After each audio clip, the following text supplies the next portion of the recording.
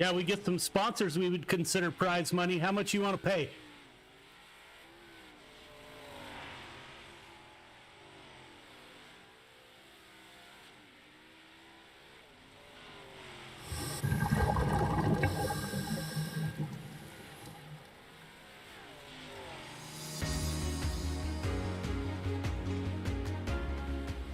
My name's Nick Powers, and I'm the president and lead instructor of Warfighter Scuba.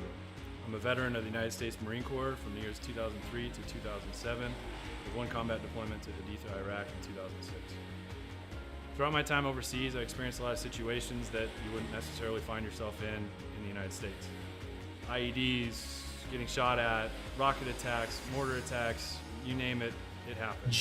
When I got out of the Marine Corps in 2007, I tried to adjust back to civilian life, and the whole time you're in, you just can't wait to get out. And when you get out, you start to realize, did you make the right decision? 9 times out of 10, most of the guys that get out, they immediately plummet into a depression cycle because you don't have that structure anymore that the military provides you. And this hit me super hard.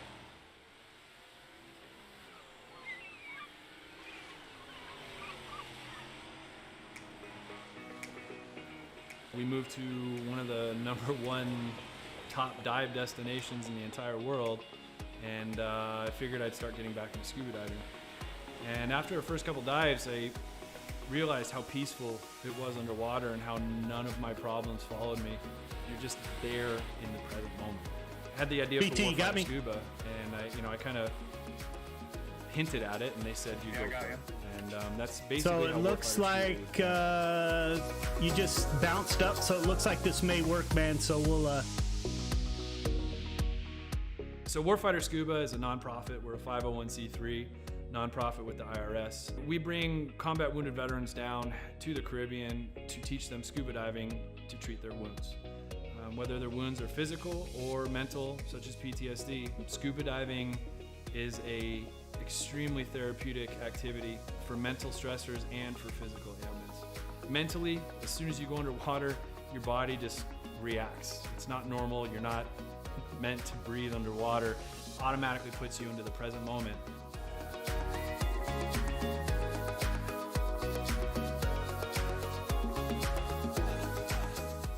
You have nothing but peace and calm.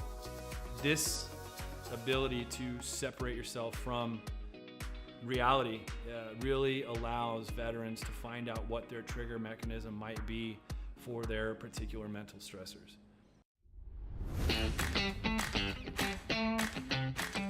So every veteran who comes through our programs gets a 100% funded trip. Each veteran also receives a round-trip ticket from their home of record. That ticket will bring them straight into Roatan, and their entire week stay, their hotel, their meals, their snacks, everything's paid for. And so that veteran can get an entire week away from reality and completely separate from any kind of problems they might be facing at home. So each veteran receives very private and intimate training sessions when they come down to Roatan. We first start in the pool. We do some confined water skills. We'll then switch out to the open water dives. From that point on, it's not even training anymore. It's just fun. It's learning on a level that I don't think most people have experienced before. We do all the certifications for them that we can in a week at their pace, from open water to full face mask to nitrox. Every trip that we have, whether it's one veteran or 4 veterans at a time, we just have a blast. There's no bad karma. We've seen sharks, we've seen turtles. We've seen 4 eagle rays at once. Just the things that happen when we're in the water together are truly, they're just unbelievable. The dedication that these vets have now to scuba diving and to wanting to come back and to help other veterans experience what they've experienced. It hits me in the heart more than most things have ever hit me in my heart. It's truly an honor to take these heroes into the water. It's really cool to see the transformation that happens to them, from being, oh my gosh, I don't know if I'm gonna be able to do this. I've gone snorkeling a few times, or I'm not that good of a swimmer. And the funny thing about scuba is none of that matters. You know, you're completely weightless in the water. You could come down and have zero experience in the water and be one of the better scuba divers out there.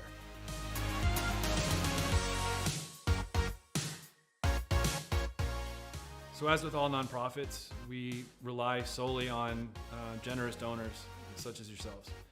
None of these programs could exist without people who are willing to give some of their hard-earned money up to save veterans who might be struggling with everyday life and have that unfortunate thought of suicide.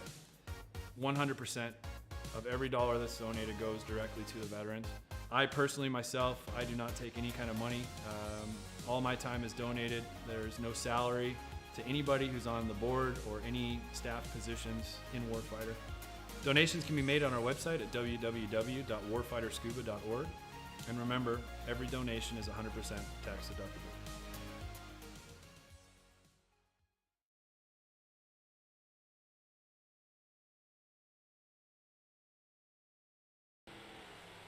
Welcome back to the stream. It is Friday night. We have a packed house of limited late models here at Fairbury.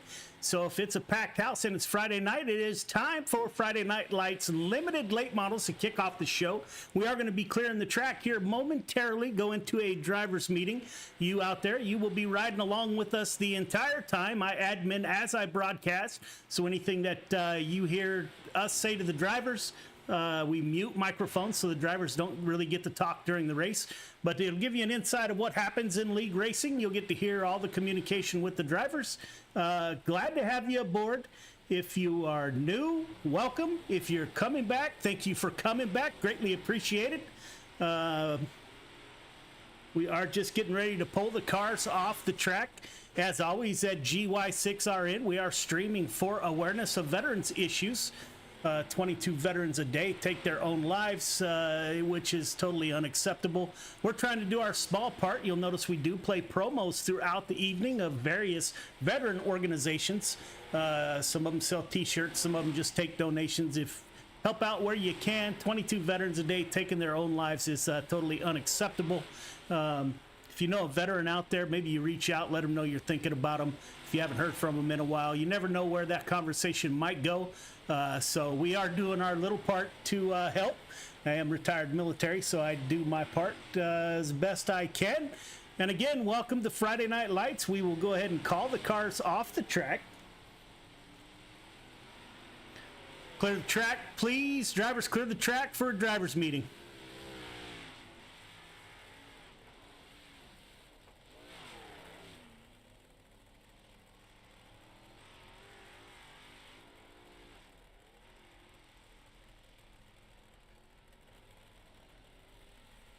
Clear the track for a driver's meeting.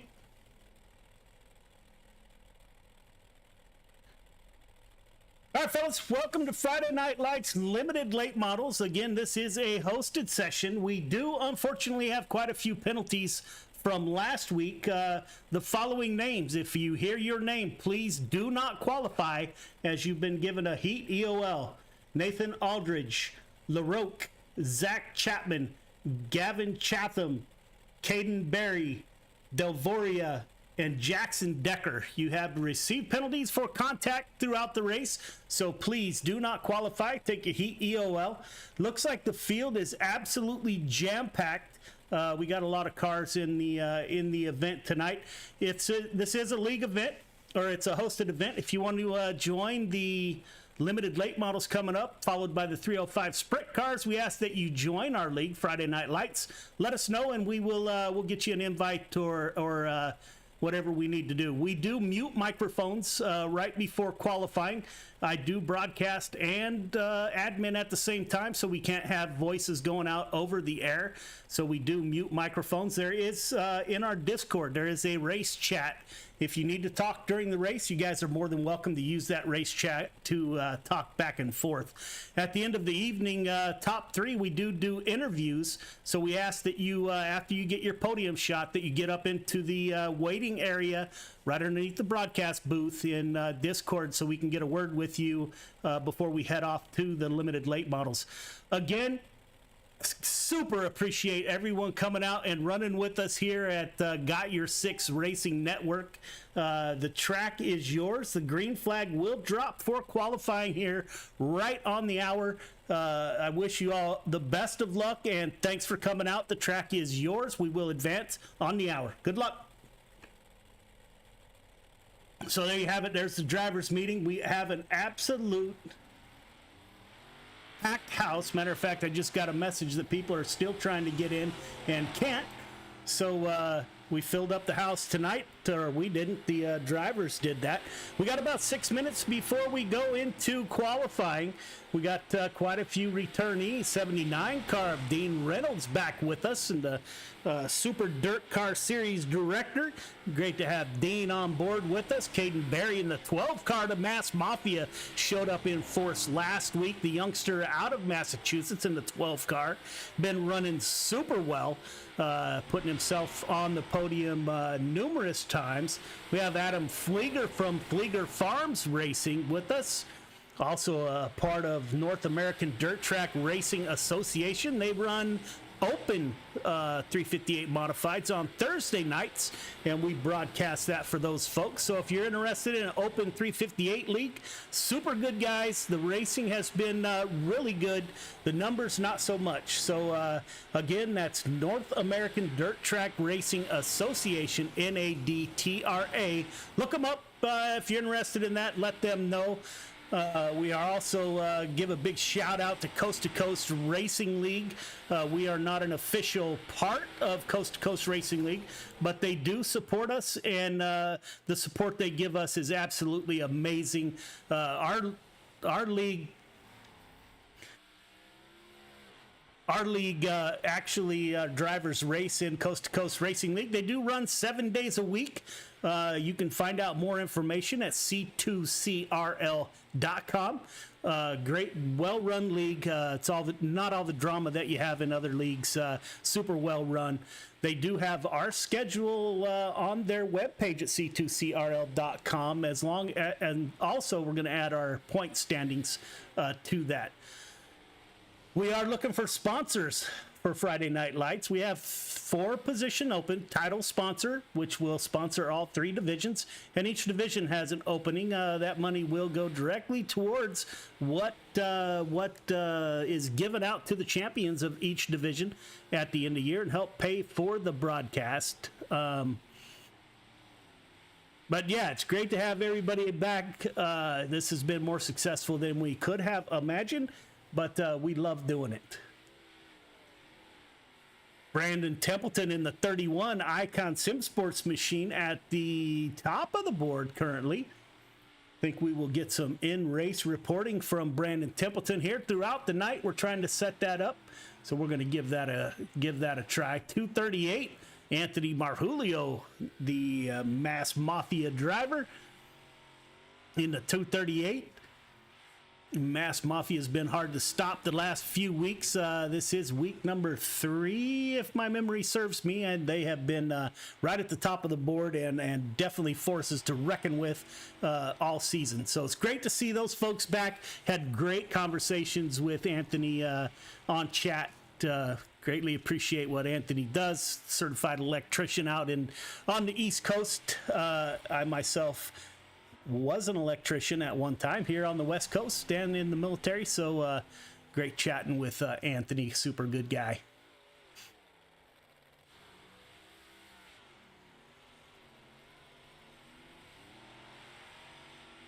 See the 238. We do have various camera views that we're going to be running tonight. Gone through the riding on board with Adam Flieger running that low line. You see the 12 car of Caden Berry outside of Adam.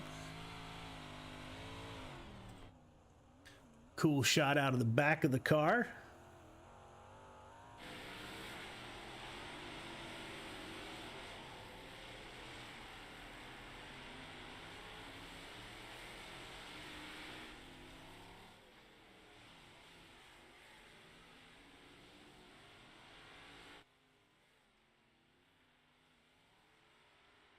We are about 1 minute from going live.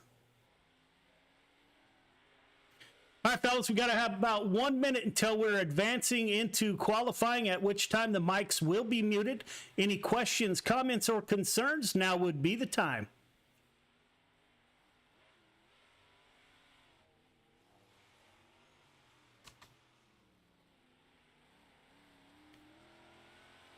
Man, I don't have access to the chat. I'm in I watch, so I'm not in the league itself, so it won't let me post that.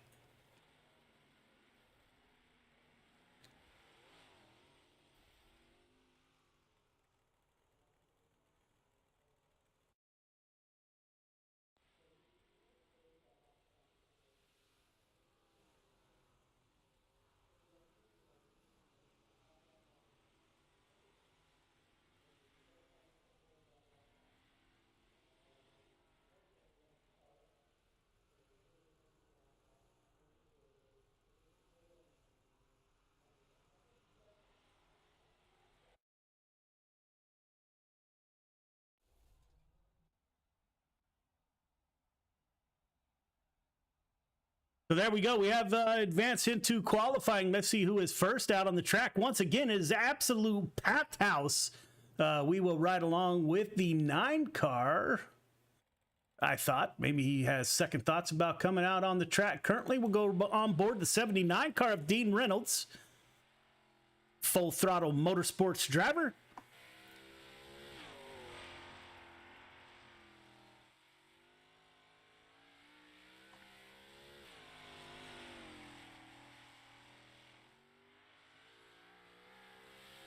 Dean's first lap. Guess I need to turn it on. Isaac Salas to the top of the board with a 12.601 Venom Racing driver. Richard Williams in the 36 machine. Mid-South driver. Currently 13 quick with a 13.339. Garrett Mitchell just finishing up his run, currently sitting eighth quick.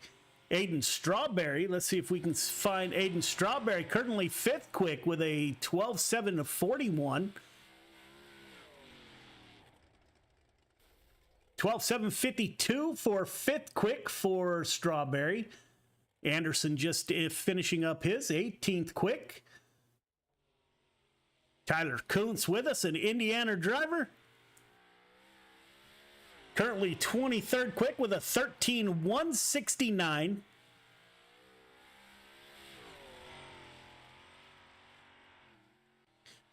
Jordan LaFawn up to 14th quick with a 12.873. Let's see if he can improve on that.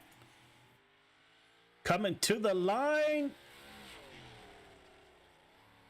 Moves up to 10th quick with a 12.840. Good run by Jordan LaFawn. Again, the house is packed tonight, so good qualifying is a good start to the evening. Zach Neubauer, currently 17th Mid-South driver in the 52 machine. See if he can improve on that this time by just a little. 12.907 up to 15th quick. Looks like we got through the field super quick. That rounds out your night of qualifying. Give the quick time to last year's champion, Isaac Salas.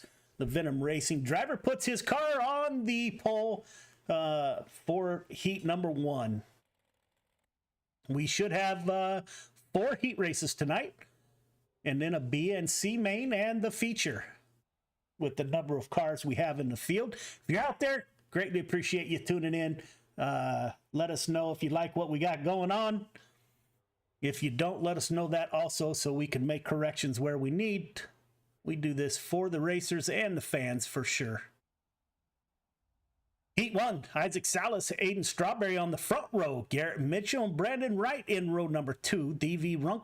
Runkle and Tony S. Lewis in row number 3. Ronald Foles, Adam Flieger in row number 4. Danny Hansford and Spencer Torrance in the 5th and final row. Last year's champion, the 5 car of Isaac Salas. Your quick time tonight in qualifying will start from the pole. Fairbury's kind of a small track. Got pleasantly surprised. We've broadcasted from Fairbury the last 2 nights in a row. Thought we'd have many more cautions than we did, so that was good to see. So we'll see how tonight goes once these guys get settled in. Good look at the Venom Racing number 5 car, North Dakota driver Isaac Salas. Works out in the oil fields, getting the oil out of the ground, so hopefully my gas prices go down. Greatly appreciate conversations with Isaac. Aiden Strawberry to his outside in the 40 car. Not sure where he's from or who his sponsor is. We need to get our SDK app, driver information app, out to our drivers so they can get that updated. Pace truck is off. Now we take that long, slow jaunt.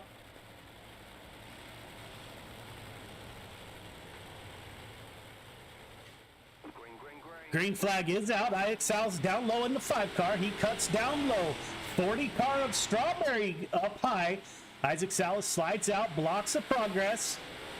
5 car at the point, running a slider line. 40 and the 17 right behind him.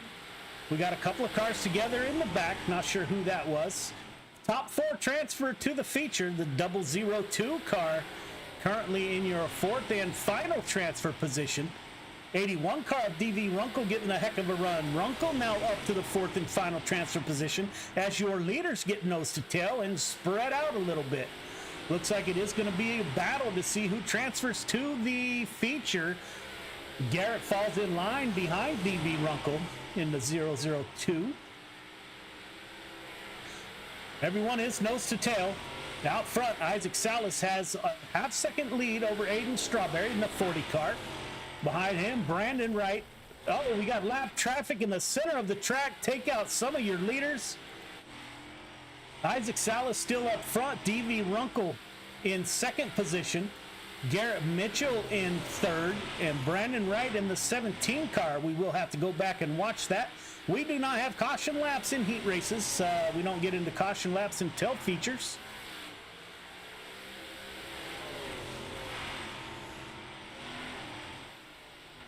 Five car way out front, gets up into the fence, does no harm, no foul. DV Runkle up to 2nd quick in the 81. This is the final lap. 17 car of Brandon Wright dives down low. He's going to try to take away that position from the 002 car. Runkle up high. Salas, Mitchell, Runkle, and Wright are your top 4 heading to the feature. Everyone else will go to a B or C main.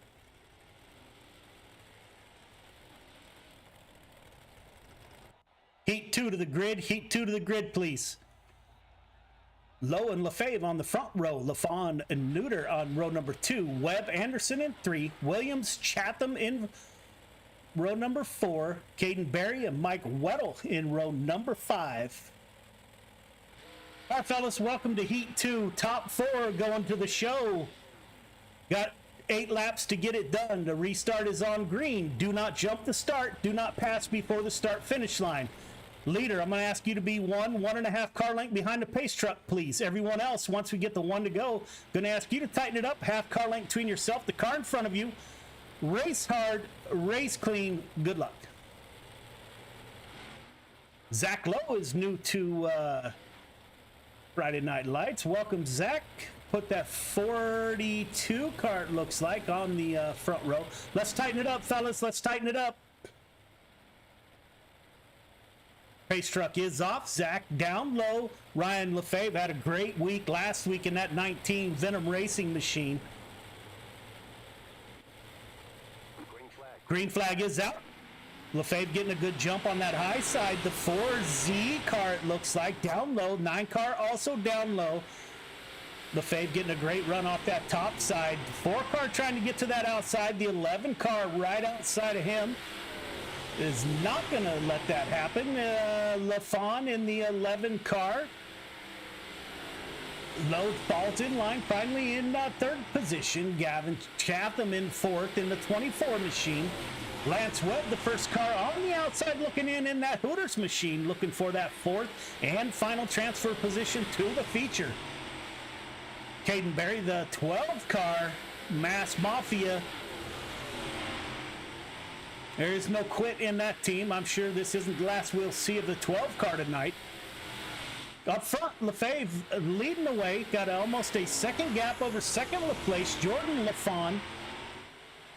Zach Lowe in second. Gavin Chatham in fourth. Zach Lowe in third. My apology. Chatham in fourth. Looks like your front cars are getting a little bit anxious to make something happen. The 4 car diving down low. All 4 of these cars already in transfer positions, which is huge for tonight with this big of a field. They are still mixing it up front. 24 car of Chatham. They all get by the 4 car, so going down low did not pay off. 1 lap to go. Lefebvre out front in the 19 car. Racing for that outside pole of the feature, and it looks like he will possibly get that done. LaFawn in second, Chatham in third, Lowe in fourth. Those are your 4 transfers to tonight's Friday Night Lights modified feature.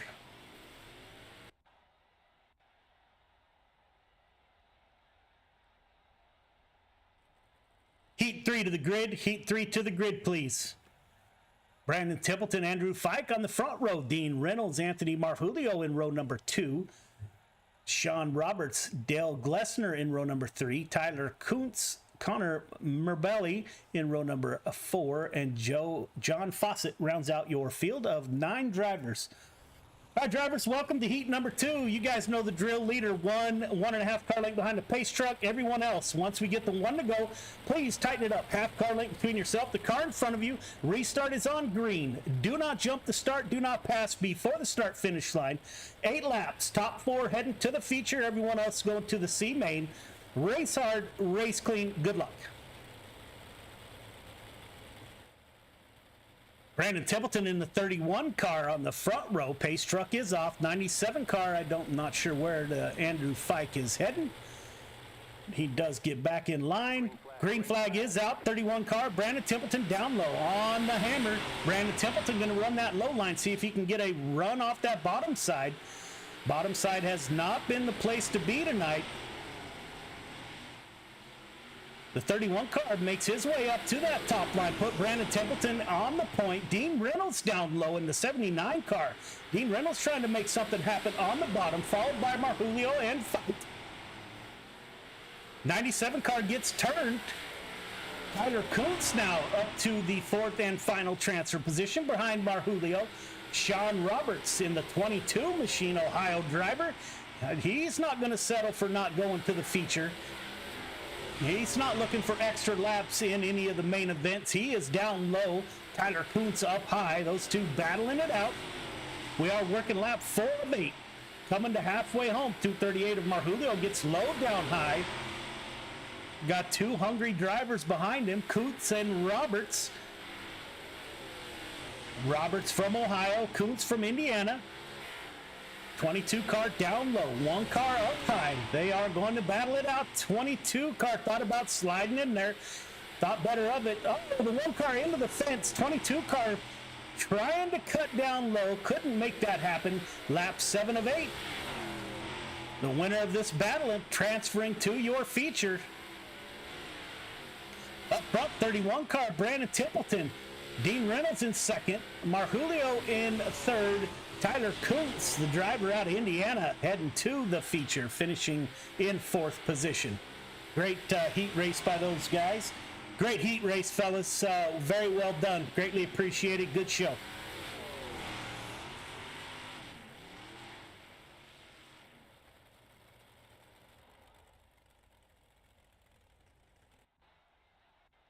Heat 4 to the grid, please.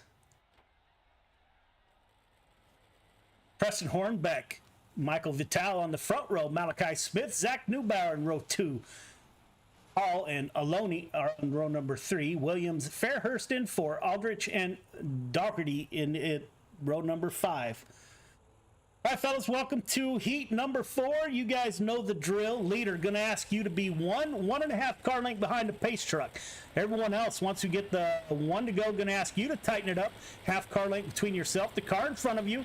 The start is on green. Do not jump the start. Do not pass before the start finish line. 8 laps to get it done. Top 4 heading straight to the feature. Everyone else going to the C or B main. Race hard, race clean. Good luck. Preston Horn back in the 48 car from the Virginias. We don't have any additional information on him. If you are watching this back as a driver, please go to the SDK driver information app. Fill that out so we'll know where you're coming from, who your sponsors are. Green flag is out. 48 car is going to dive down low. Vital on the high side in the 213. Vital pulling up to the outside. We are 3 wide going into turn number 3. Vital up high, 213. Looks like he may make that work. Who do we got down low?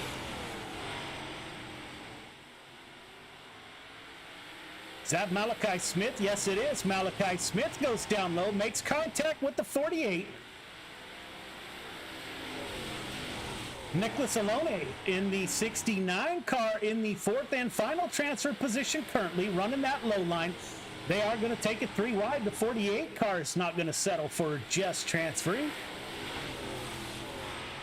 Vital up front in the 213 car. Oh, he gets into the fence. Gathers it back up in time to... Good work by those drivers. Nicholas Alone up on the point. Malachi Smith in the 13 up high. The 25 down low. 13 getting a good run off that top side. Venom Racing's Malachi Smith. Nicholas is committed to that bottom line in the... my board says 25 car. Looks like he is the 69 car. Malachi Smith up high. 48 of Preston Hornback fighting back. Both of them get into the wall. Michael Vital currently in the 4th and final transfer position.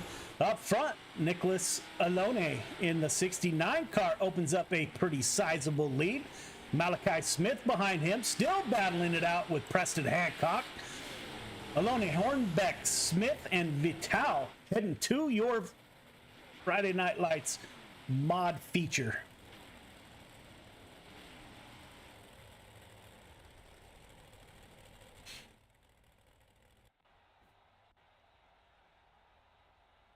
C-Main to the grid. C-Main to the grid, please.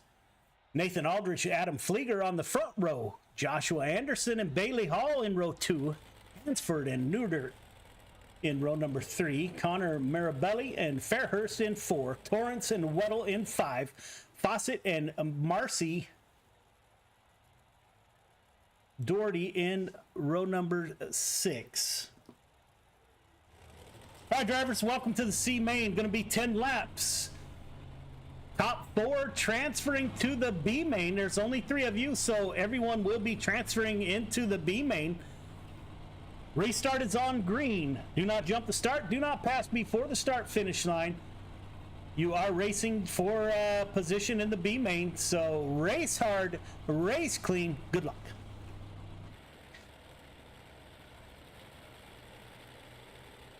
Looks like only 3 cars are going to take the green flag. We have a lot of drivers that do not choose to run a C main just to make it into the B main. We do have a 24 car feature coming up. Green flag is out. 514 of Nathan Aldrich down low. 18 car of Bailey running that low line, trying to get underneath Aldrich. Looks like Flieger is around in the 38 machine.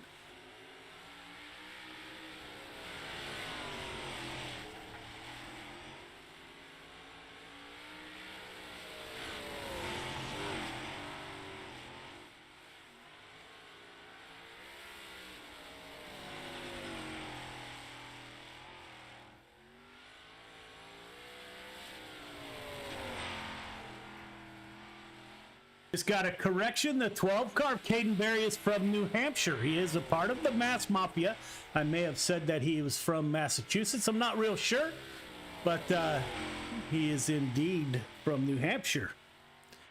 Nathan Aldrich up front. 18 car checking out early. We got a couple cars around into the fence. Nathan Aldridge doing his best to dodge that traffic. Currently running in the first position, getting some extra laps. This is lap 6 of 10.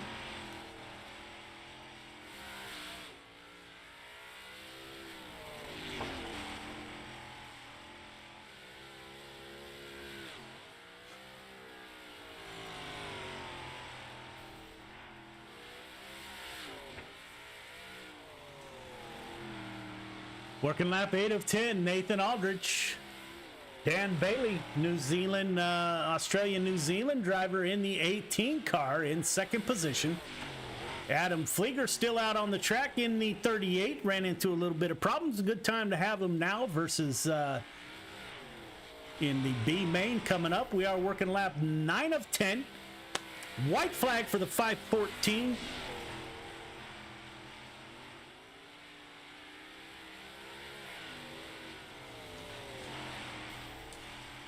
Nathan Aldridge, Bailey Hall, Adam Flieger will transfer to your B main.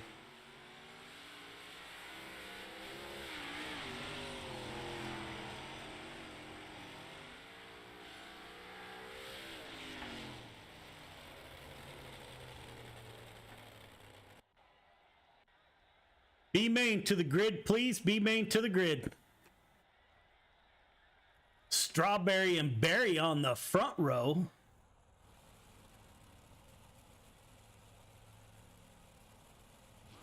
Roberts Williams in row 2. Foles and Webb in 3. Glessner and Neubauer in 4.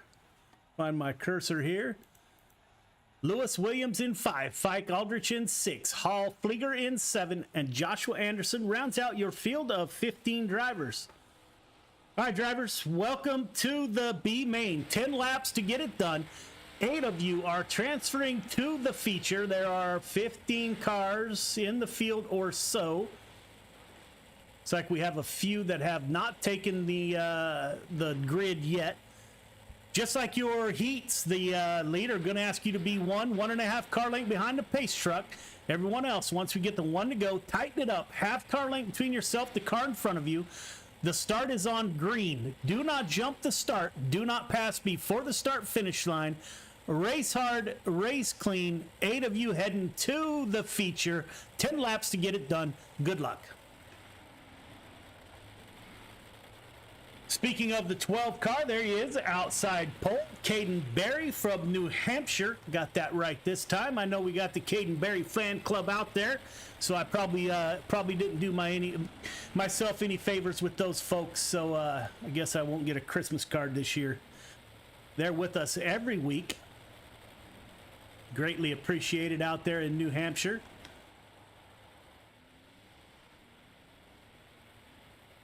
All right, let's start tightening it up. Tighten it up. Start is on green. Do not jump the start.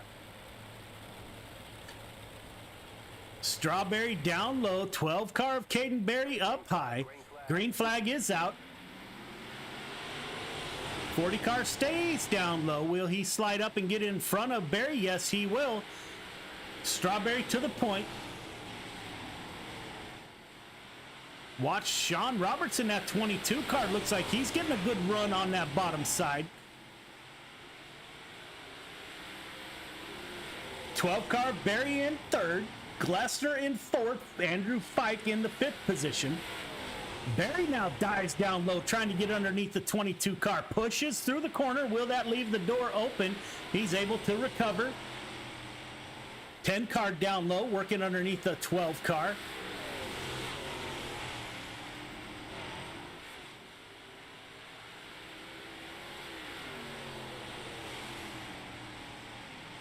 Aiden Strawberry up front, working lap 5 of 10. Let's take a look back. Bailey Hall is your 8th and final transfer driver.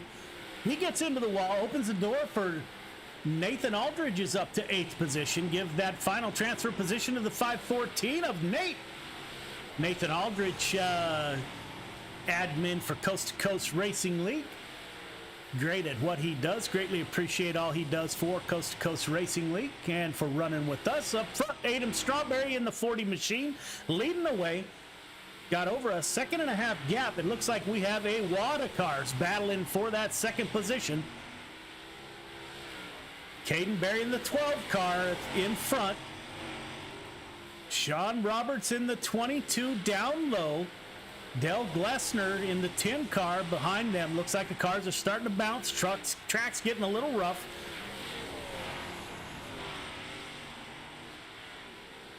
Nose to tail, the 12 car Barry dives down low, trying to make a run on the 22 car. He'll get by, give Barry the second position. Zach Neubauer in the 52 up to the 8th and final transfer position. Nathan Aldridge back there, Andrew Fike in the 97. Oh, the 10 car is over. Dell Glessner runs into problems.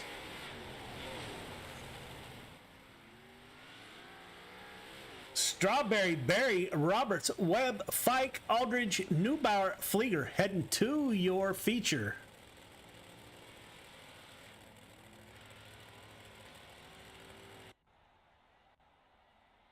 All right, fellas, 3 minutes of warm-up, and we will get into some feature racing.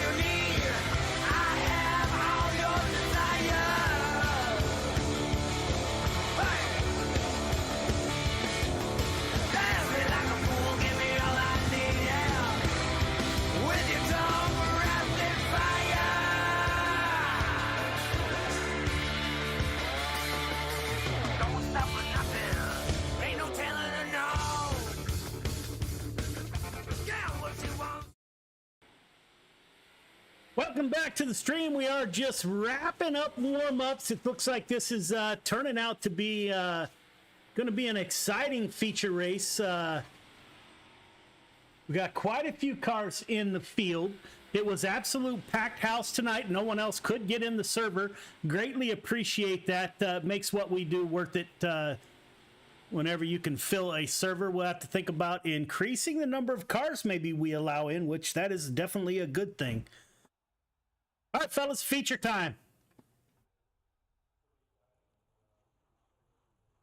Isaac Salas Lefebvre on the front row. Templeton Alone in row number 2. Mitchell LaFawn in row number 3. Reynolds Hornbeck in 4. Runkle Chatham in 5. Marjulio and Smith in 6.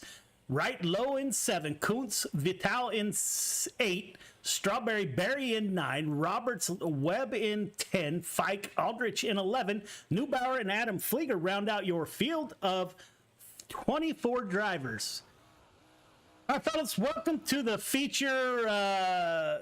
Just like your heat races, leader going to ask you to be 1.5 car length behind the pace truck. Everyone else, same story. Get 1.5 car length between yourself and the car in front of you. The start is on green. Do not jump the start. Do not pass before the start finish line. Race hard, race clean. Welcome to Friday Night Lights feature. Good luck. It's like we got a Venom Racing front row with the 5 car of Salas, the 19 car of LaFave on the front row. Venom Motorsports, we had a lot of conversation about when I did the write-up this weekend about the rivalry between Venom Racing and Mass Mafia. Looks like maybe the Venom Racing boys take that to heart. They put 2 cars on the front row for the mods tonight. Great to see. Friendly rivalry is never a bad thing. Pace truck is off. Isaac Salas in the 5 car will bring him to the line. Teammate to his outside. Green flag is out, as is the 5 car of Isaac Salas. Brandon Templeton in the 31 car over rotates in the corner, puts himself at a disadvantage. Caution's out, back it down, caution is out. 31 car, Brandon Templeton gets sideways on the first lap.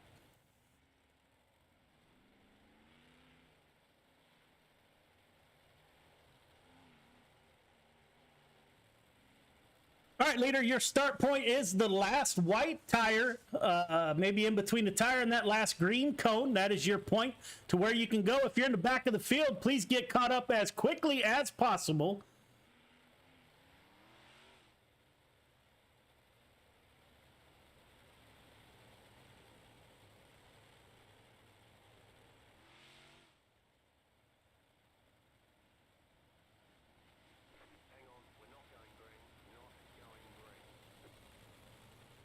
All right, let's get back in line. It is going to be a double file restart. Everyone else, half car length between yourself, the car in front of you. Let's get caught up. Short track racing, going to ask that you get caught up as quickly as possible once the caution comes out.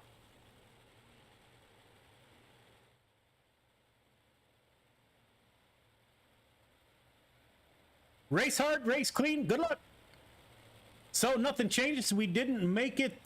We are working lap 5 of 25. Not much change up front. Still Venom Racing on the front row. Pace truck does duck off of the speedway.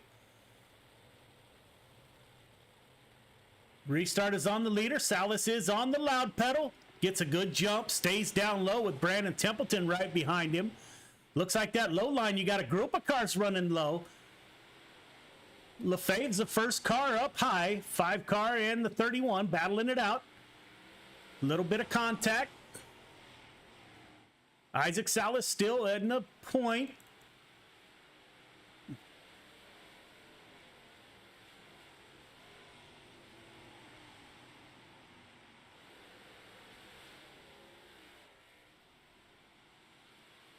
Brandon Templeton in the 31 car takes over the lead. The Icon Sim Sports driver to the point, running that low side. Salas settles out on the high side. You got the LaFave running in 3rd position. This one's hard to call. You got a bunch of cars in a tight space. Caution's out. Back it down. Not sure what happened there. If you are in the back of the field, please get caught up as quickly as possible so we don't have to extend the caution. Just go where iRacing tells you to go and get back in line.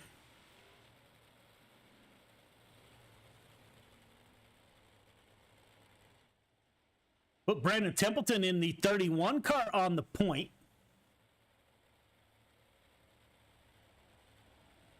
Brandon Templeton run practice quick time and the warm-up quick time. So we'll see how the 31 car can hold out. Driver out of Iowa. And a big part of Friday Night Lights. Appreciate all the help Brandon gives us at Friday Night Lights. Pace truck is off. Get caught up in the back. 5 car is blinking just a little bit. 31 car is off, gets a good start, staying down low. 5 car, you're flashing a little bit for your awareness, sir. 31 car down high. Isaac Salas on the high side. LaFave, Venom Racing driver, teammate up high. 19 of Fave down low. Jordan LaFawn in the 30 car in a good looking 11 machine. Cautions out. Back it down. Back it down. We are running lap 8 of 30. Again, if you're in the back, get caught up as quickly as possible. I think this will be our last caution with a double file restart. We will change to single file after this, I believe. So whatever iRacing tells you to do, please do so as quickly as possible. Thank you. 31 car, Brandon Templeton on the point. Followed by Salas, LaFave, LaFawn, and Oloni.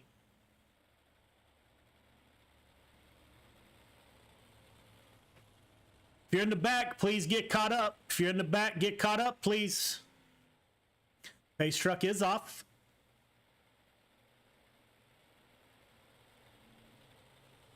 .31 car, Brandon Templeton is going to bring him to the line. 31 car is off. 5 car of Salas is in second position. LaFave still running that high line. He got the high line to work last week. He by staying up there. Let's see if he does it again this week. 31 car down low. You got a train on that bottom side. LaFave almost the only car up high. 5 car of Salas goes up high. Wants to challenge the 31 of Templeton from that high side possibly. Didn't like what he felt. Dove back down to the bottom. Caution's out. Back it down, fellas.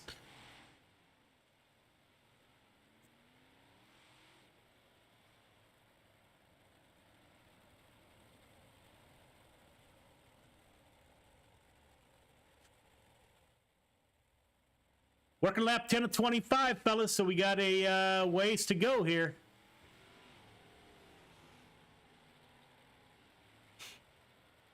Also added an extra 5 laps, my mistake.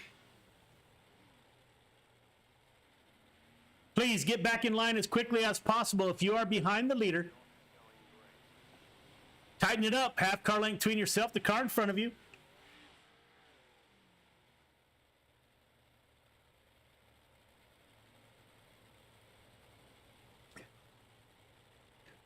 Boy, it's tough trying to get everybody on a short track back in line with a full field. But we're figuring it out. The drivers are working hard behind in the cockpit. We will go on board with the 31 car for the restart. See what the 31 car Brandon Templeton sees. He is on the hammer. 31 car working the throttle, dives down low. There is some grip down there. You can see where the slick and the grip still is a little bit of moisture down there, and he's finding it. Isaac Salas in second position. This is the other line around the track, working up high on that berm, getting right up on the cushion. 31 car getting a good run on that bottom side. LaFave in third position. He's also running behind his teammate, Isaac Salas. Brandon Templeton down low. Salas gets a good run off the top side that time by. See if he can close on the 31 car. Iowa driver down low. North Dakota up high. Battling it out, the 31 and the 5 car.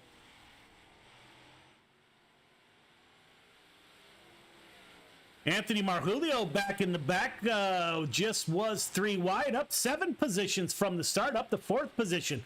So Mass Mafia is going to make its appearance here at the front of the field before too long. 238 has been working up 7 positions. Gavin Chatham right behind him. The 24 out high is Gavin Chatham. My apologies, running that high side right behind LaFave. Brandon Templeton able to hold off the 5 car so far. That looks like they are wheel to wheel at the line. Going to come up on some lap traffic. See how lap traffic plays out here. Caution's out, back it down. Caution is out, back it down. Not sure what happened. Don't have time real quick to go back and see. Looks like you put Isaac Salas on the point in front of the 31 car. Isaac Salas, now Venom Racing driver, last year's champion in 3 divisions, puts that 5 car on the point.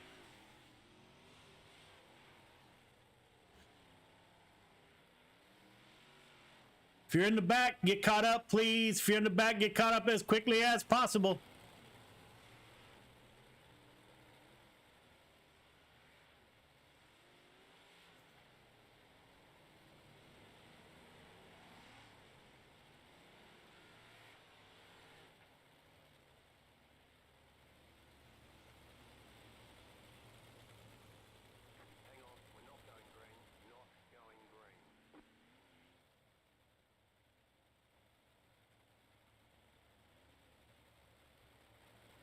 Hey, Brian.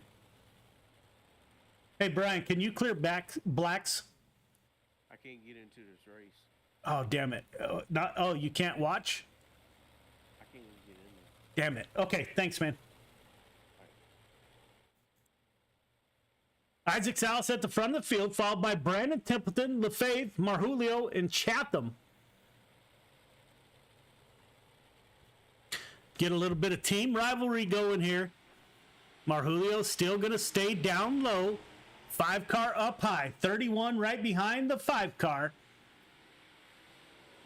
Didn't take the 31 car long to find that bottom side again. Running down low. Looks like that high line, they're getting a good run off the high side. You got the 5 car followed by his teammate Lefebvre on that high side. Brandon Templeton and Marjulio down low. Templeton slides up in between first and third position.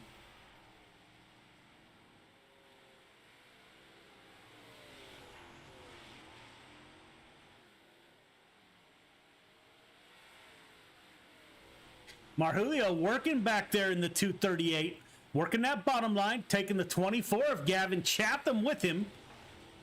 Chatham running about, he's running the middle lane, so there is still 3 lanes of racing.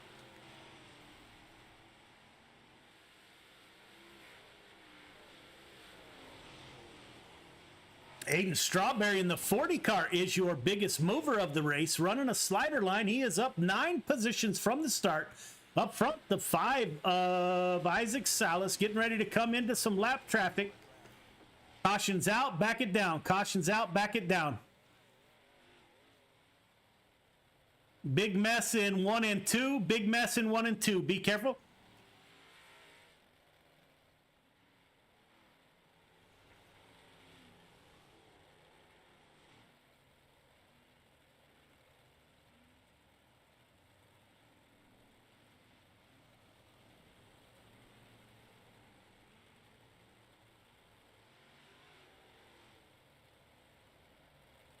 If you're in the back again, please get caught up as quickly as possible. We are coming to the end here. Hang on just one more. We are working lap 25, 26. This will be a dash to the end.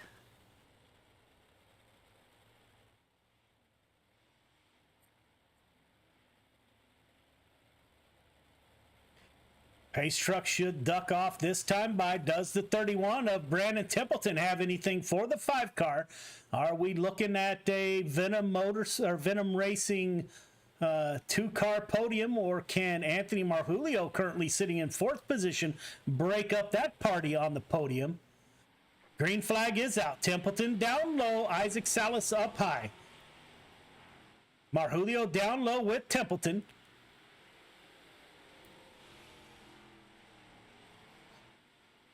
Looks like those gentlemen are getting a decent run off the bottom. Isaac Salas is taking advantage of those drivers running down low. Isaac Salas to the line for the win. It's a toss-up behind him. Brandon Templeton and Lefebvre at the line. Boy, that one was too close to call. Top 3, start finish line, please. Top 3, start finish line. Got a little bit of a break before the limited late models up next.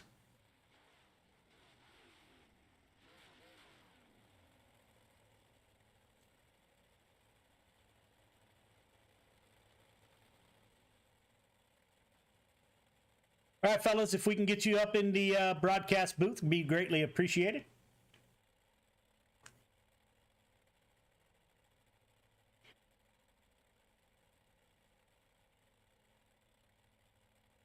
Wait for our podium finishers to get up and have a word with us.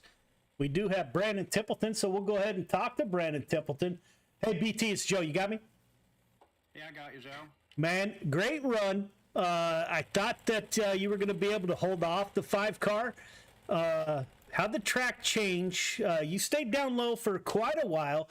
How was the top? How was the bottom? What'd you see?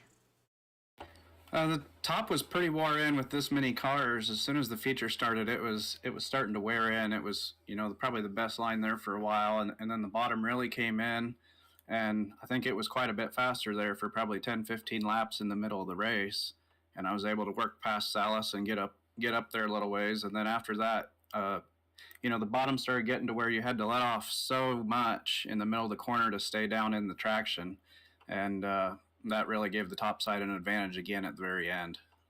So another 10 laps, would the bottom been gone, or would you have had something for him? I think the whole track was going to be gone in another 10 laps. We'd have probably been running in the middle or something. I'm not sure, but up along the wall maybe again. But yeah, it was a pretty good race. Hats off to Salas. He picked the right spot to be at the right time, and he was fast all night like usual. Yeah, as were you, my friend. You got anybody you'd like to thank? Great run tonight. Yeah, I got to thank Icon Sim Sports, the dirt team over there too, the guys we race with, Kale at Big C's Lawn Care, Extreme Images by Ashley, Maley's Makery, my wife and kids, the stream, Got Your Six Racing Network, everyone watching at home. Ladies and gentlemen, 31 car Brandon Templeton, Icon Sim Sports driver, and I got to say a big thanks to you, BT, for all the help you give us putting it on GY6 Racing Network. Greatly appreciated, my brother, and hopefully we'll see you later on tonight. Thanks. Yes, sir. Ryan, this is Joe. You got me? Yeah, I gotcha. Man, that was a pretty good run. I was just saying during the broadcast in my write-up last week, it looked like the Mass Mafia boys were going to own this season. And I don't know if you guys heard that and decided to show up and put 2 Venom Racing cars on the podium. Great run by you, man. You fell back 1 from the start. No, you finished where you started. How did the track change? How did you see it going tonight? Well, the bottom was the fastest way around at the start, but I ran a race here the other night, and the bottom wears out. The top's where to be, so I figured I'm going to stay to the top the whole night and let it come to me. And then eventually everything migrated to the top, and I was able to get around that guy in the last corner, follow Isaac for a second. Yeah, 1-2 Venom Racing, man. That's freaking awesome. We're going to get used to seeing you on the podium also, man. Great run by you. You got anybody you'd like to thank? Yeah, everybody over at Venom Racing, SD Audio, and thank you guys for doing this. It's a fun race. Yes, sir. Ladies and gentlemen, the 19 car of Ryan LaFave back on the podium in second position. Couldn't quite get past his teammate, the 5 car of Isaac Salas. 3 championships last racing season. Puts the 5 car on the podium. Isaac Salas, this is Joe. You got me? Yes, sir, I do. Man, great run by you. You and Brandon Templeton battled it out. It seemed like you were kind of committed to that high line and didn't even think about going down low. The 31 car ventured down there, made some headway there for a while, but then the bottom gave up. How'd you see the race going from the seat? I saw it as a very a disciplined race, where it was going to be whoever could keep their composure, keep good laps, keep it off the wall on top with Ryan and I. And that was kind of the big thing, was just to stay clean, and then I knew that I could get a pretty decent run once I figured out the top. Yeah, man, great run. You were able to bring it home. You got anybody you'd like to thank for tonight? Yeah, definitely. I'd have to thank everyone over at Venom. I mean, including Ryan. That man was like, "You got it," telling me during the race, and I was telling him. You for putting on the broadcast, everyone for showing up, because it was a pretty fun race. I think we only had 4 cautions, which ain't too bad. Made it a lot of fun. And everyone that comes to watch, week in, week out, it makes it a lot of fun.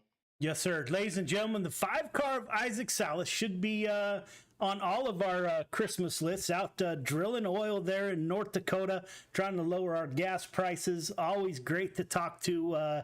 Gives us a lot of feedback on the broadcast. That's always greatly appreciated. Puts the 5-car on the podium. Isaac, we're going to see you the rest of the night. Yes, sir, you will, and I hope to get to talk to you again. That's awesome, man. Great run by you, brother. We will see you in the limited late models. Awesome. Thank you, boss. Yeah, good luck. Thank you, sir. So there you have it. There are your podium finishers. They put on a great show tonight. So we started off with an absolutely packed house.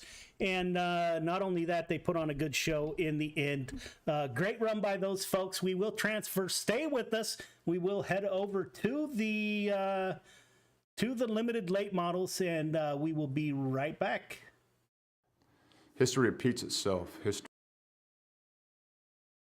again. So one of the ways to stop a theme, one of the ways to stop something from reoccurring is to first of all admit it.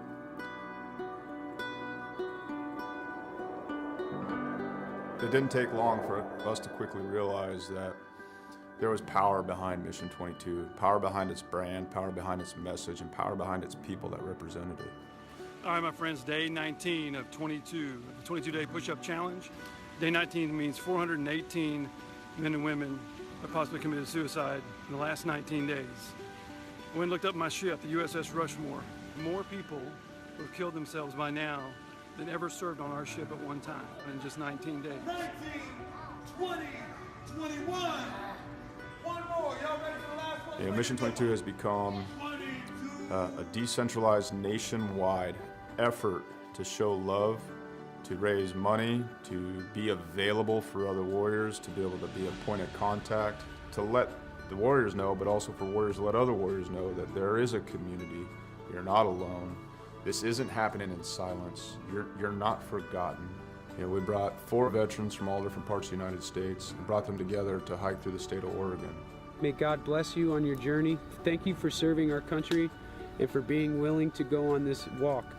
I'm praying you feel peace and strength with each mile. On this hike, some folks found God, some folks remained sober, some folks lost a significant amount of weight to be able to participate. And not so much just a healing walk for us as warriors, but for us to contribute to other people's healing. This hike, we raised $12,000 for endobiogeny. Some of the folks on this hike, they're going to be volunteers for this treatment. And I couldn't be more pleased and more proud because it was difficult. We had a lot of struggles.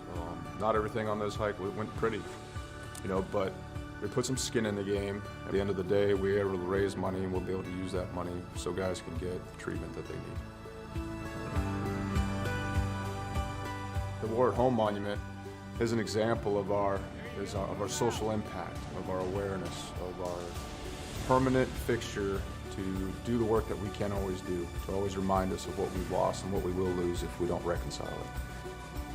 And what we've done is taken 20 different veterans with their families' permission and used them as a silhouette to cut out of a 3,000-pound plate of steel.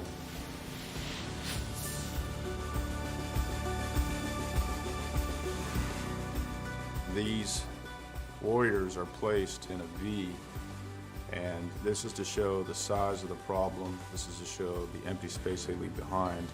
And it's also to be a constant reminder of what happens when we don't listen to the stories of the warriors that fought in our name.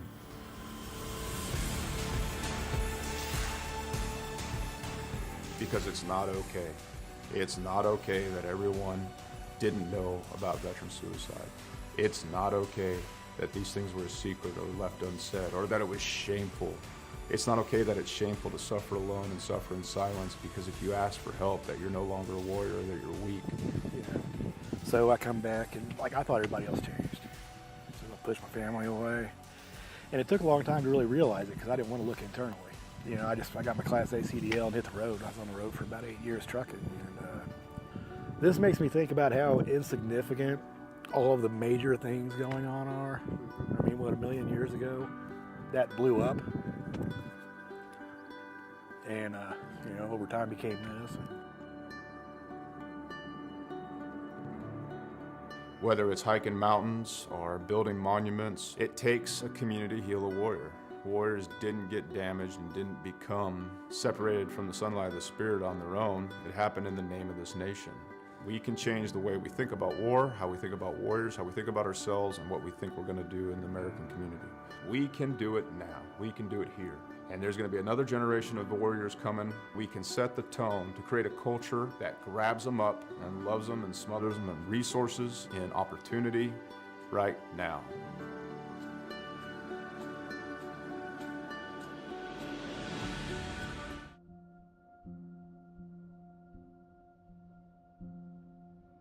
Soldiers, sailors, airmen and women enlist in the armed forces for many reasons, including a sense of duty, patriotism, the adventure, travel, and adrenaline. Many continue their military service because they discover a brother and sisterhood, an identity, a team. When service members are injured or wounded and can no longer perform their military duties, they quickly find themselves removed from their team, no longer serving the purpose for which they trained. I came back from Afghanistan in 2013, and it was kind of a trial and error of finding out, after the military, what's next in life. Being forced to leave a military career filled with purpose and pride can be challenging. Some challenges may leave lasting scars. An illness, wound, or injury can make anyone question their worth and sense of belonging after military service. 35 years in the Army, and I needed something to transition into. And so from that transition came an idea, and the idea was this. Even though a military career may be coming to an end, or already ended, recovery can occur in the most unexpected places with unforeseen opportunities. Recovery, whether physical or mental, has no defined beginning or ending. It may last a lifetime. For me, one of the biggest surprises that I found out going through it was that it's not like the flu where, you get sick and then you get better. You're never cured. And that's so frustrating. It's so hard to tell someone that. And it's so easy to slip back. And every single time you have to find a new way to fight it, it's a different monster every time you battle it. This can feel daunting to a warrior who is suddenly forced to leave everything they know, trust, and love, finding themselves at the beginning of an unknown and possibly frightening new journey. Welcome to the world of motorsports. We're in the right place at the right time in our lives to be able to take these guys that are wounded and put them in front of people that can actually show them that there is a camaraderie, there's a brotherhood within the motorsports industry, that there is potential for career opportunities for them if they have the skill set. Motorsports offers an opportunity to regain that sense of identity within a safe, fast-paced team environment, providing a renewed sense of purpose. It has many facets, all created by teams working together for success on the track.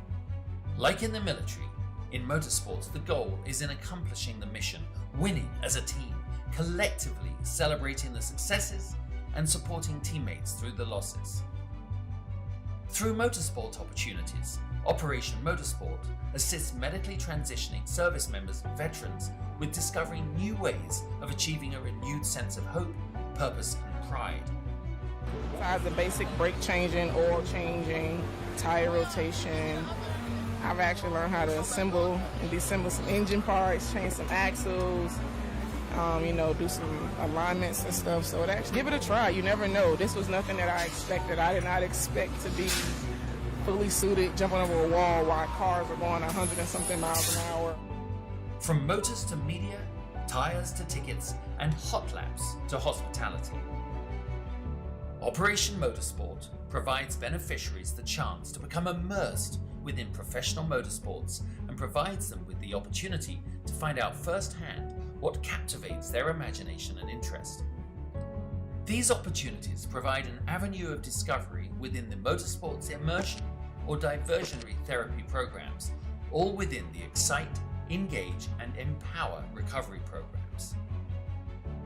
Operation Motorsport also offers virtual engagements and recovery opportunities through an iRacing league, engaging beneficiaries in a safe, competitive environment from the comfort and safety of their home. Meeting other like-minded people, service members and veterans on the virtual racetrack, opening the doors to Motorsport Academy programs that prepare beneficiaries for their first encounters at the racetrack, and possibly leading to a day when they can get behind the wheel. A team environment's a perfect place for people like us to kind of get back into some kind of normalcy when you go through a lot when you get medically discharged. And it kind of sucks and you put through the ringer, but I feel like what Operation Motorsport's doing is just something that's just really valuable. Operation Motorsport prides itself in keeping beneficiaries engaged after the race weekend, throughout their recovery and beyond, through our recovery programs, or as a member of the 22 pit crew. No matter the background or story, Operation Motorsport is always there to listen, provide a safe and comfortable space, and a trusted circle of confidence that is open and honest about what difficulties may lie ahead for those transitioning out of a military career. Operation Motorsport believes in the power of team, identity, and purpose.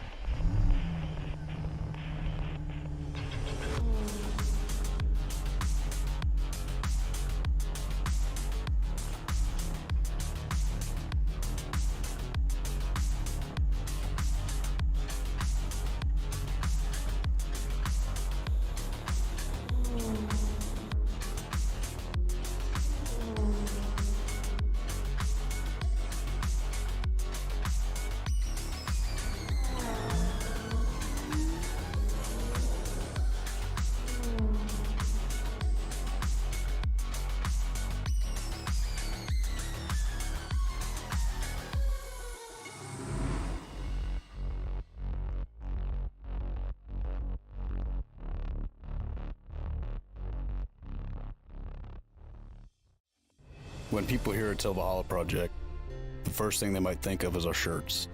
But what most people don't know is that our plaques came first and the t-shirts came second. What some people might not know is that the same shirts that we make day in and day out allowed us to do unbelievable things for unbelievable people. Whether it's donating our proceeds to reduce veteran suicide or gifting handcrafted memorial plaques to the families of fallen heroes, these t-shirts simply stand for honor and freedom, two words that wouldn't exist without our heroes. This makes Valhalla Project a place where fallen heroes truly live on forever.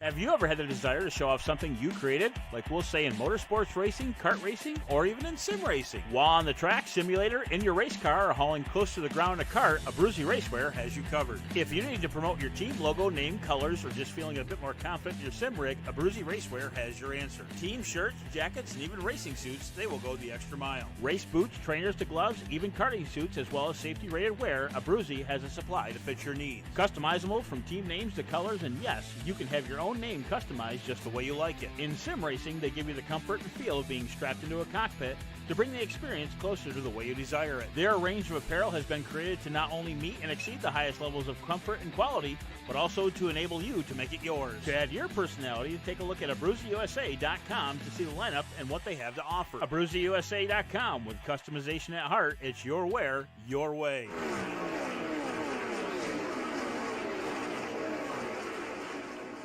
Have you ever had the desire to show off something you created? Like we'll say in motorsports racing, kart racing, or even in sim racing. While on the track, simulator, in your race car, or hauling close to the ground in a cart, Abruzzi Racewear has you covered. If you need to promote your team logo, name, colors, or just feeling a bit more confident in your sim rig, Abruzzi...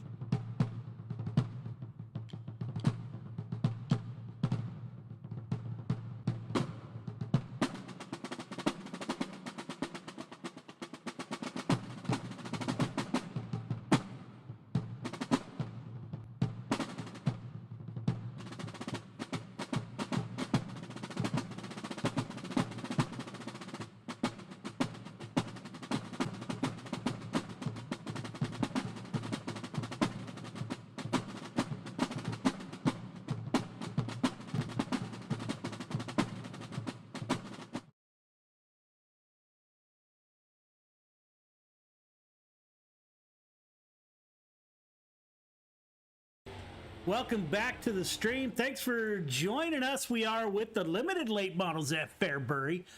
We did have a packed house for the mods. It is time for the limited late models to hit the track.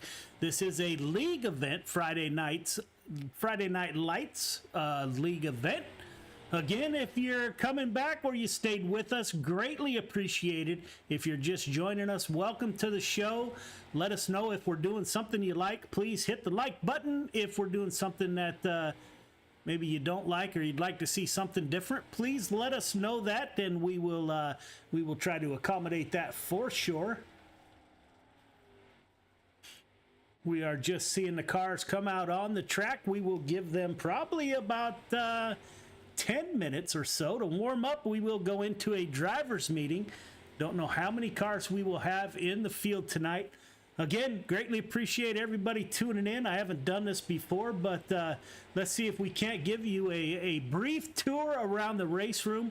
I will try to do that with my computer camera.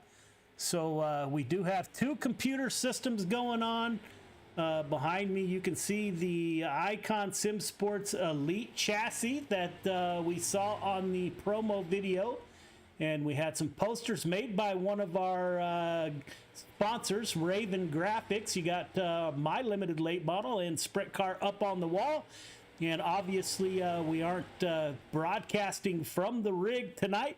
We do have a separate broadcast set up that is in the race room, kind of where I spend my time. My beautiful wife of 35 years allows me to do this. I spend a lot of time in the garage anymore. I do have a full-time job, actually. Work for the National Park Service, writing construction contracts.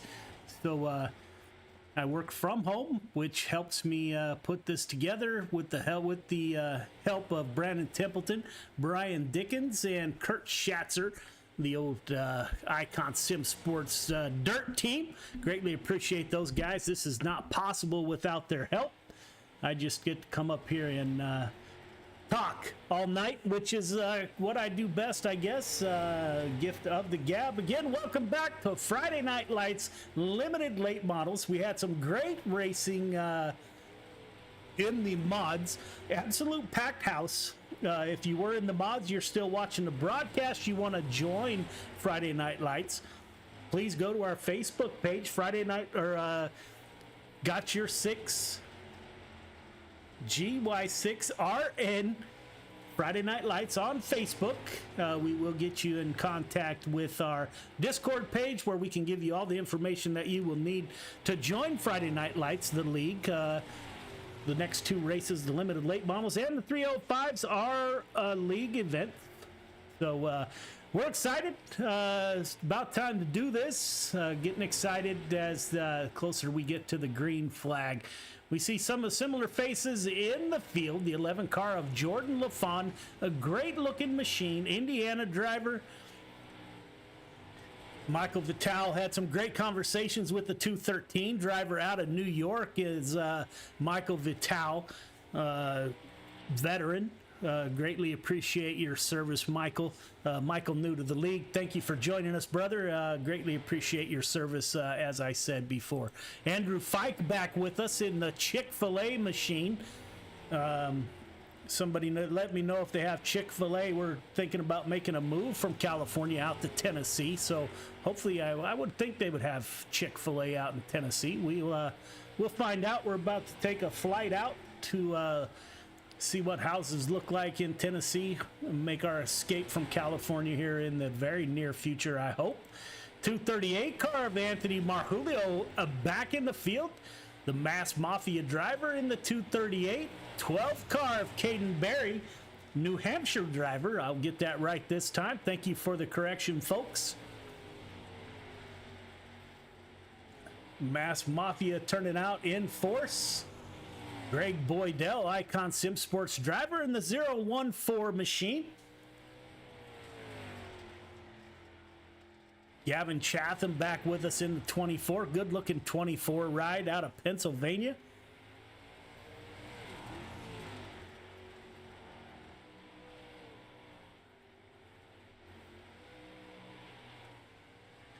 Again, this field is not going to be near as big as the open event, but hopefully the racing will be as good as it was in the mods. You'll have people coming into the server.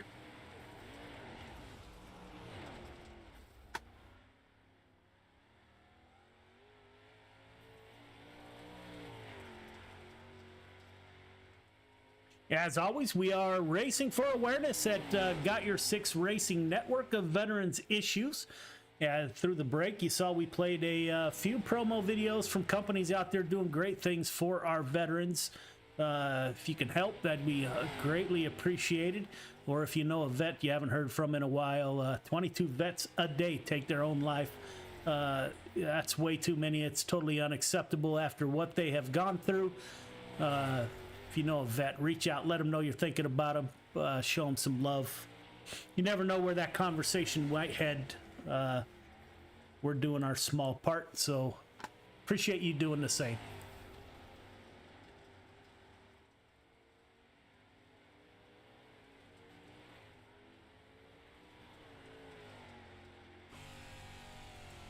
Go on board the 12 car, Caden Berry. It's like this track is, I don't remember Fairbury wearing out this quick, but man, it gets slick super quick.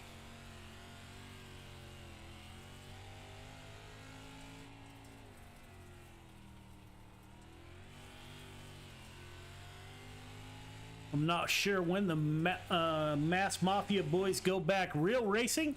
I hope they're able to stay with us. I don't know what race night is out on the East Coast. I know here in California, Saturday night, we'll be watching the sprint cars.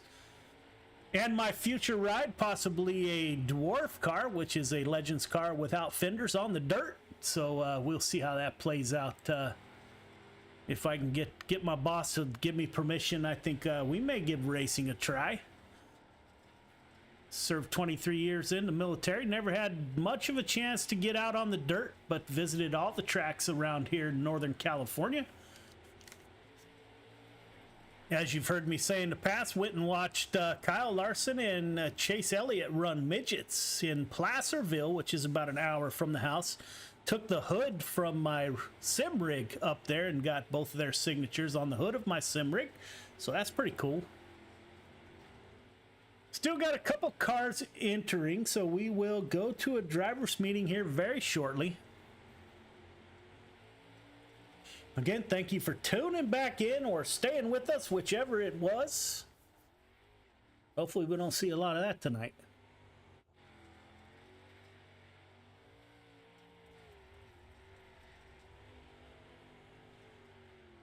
Get all drivers, clear the track, please.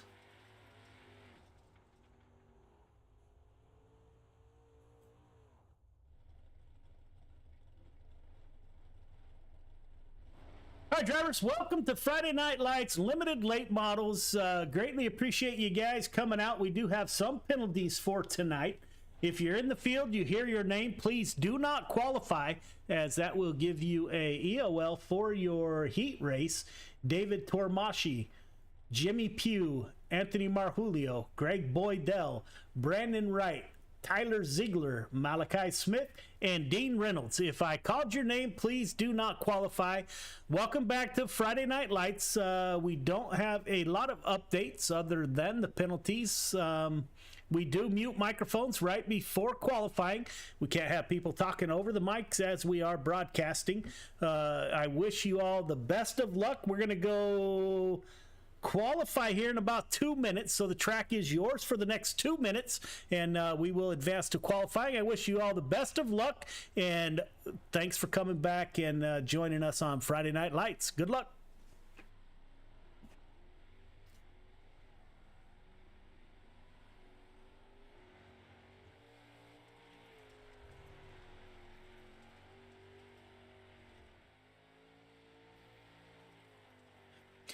Riding along with Jordan LaFon in a great looking 11 machine, Yoast Racing. Need to get a hold of Jordan, have him update his STK gaming driver app so that he can put his sponsors on there. Great looking ride. Also, I'd like to thank those that support us. Coast to Coast Racing League. We are not an official member of Coast to Coast, but they do support us, and that is greatly appreciated. You can find our schedule on their webpage, and soon you'll be able to find our point standings. It's a great racing league, very well run. Racing without all the drama you get in other leagues. Their web address, if you're interested, you're in the market for a new racing league, highly recommend it. It's where all of our guys run, c2crl.com. Magnum Race Designs, Brian Lawson is one of our supporters. He did our logos. He did the Friday Night Lights flyer. Magnum Racing Designs. If you're in the market for any logos or car wraps, look no further than Magnum Race Designs and Brian Lawson. If you can't get a hold of them, let me know, and I will make that connection. And Raven Graphics, Doyle Lawrence, the owner of Raven Graphics, does the wraps on my car, and that's greatly appreciated. And he's going to do some real cool stuff for the champions of each division this year. So I'm looking real forward to that. Saw some of the prototypes and some of those that he gave out at Coast to Coast. Super neat stuff coming, so I'd like to thank Raven Graphics for that. All right, drivers, we are going to be advancing. Any questions, comments, or concerns? Now would be the time.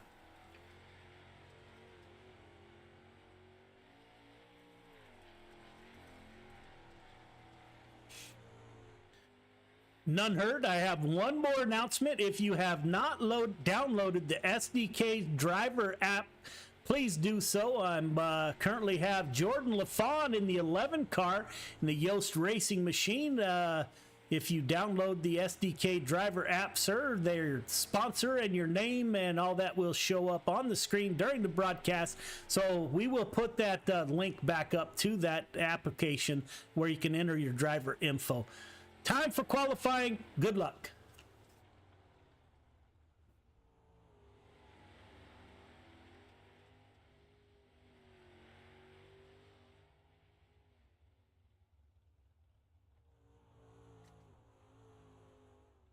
So there we go. It's time for qualifying. Let's see what happens here.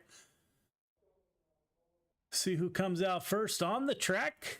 Fairbury is a short track, as you heard if you were with us in the last race. Kind of hard to get those cars in the back, caught back up once a caution comes out. Man, that's really tough. We'll ride along with Garrett Mitchell in the 002 car, Virginia's driver. See how Garrett does. Flying Old Glory on the top of the 002.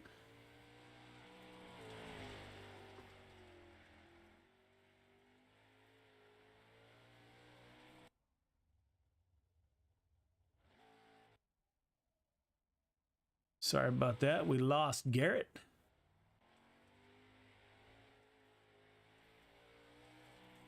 Looks like Garrett Mitchell to the top of the board, but that didn't last long. Last year's champion and last race winner, Isaac Salas, puts his car on the point. 12,586. Chris Cox in second place. Michael Vitale in the 213 machine out on the track. He's good for 8 quick with a 14,942. Brennan Weeks back with us in the 22 machine. See how Brennan does in the 12 machine.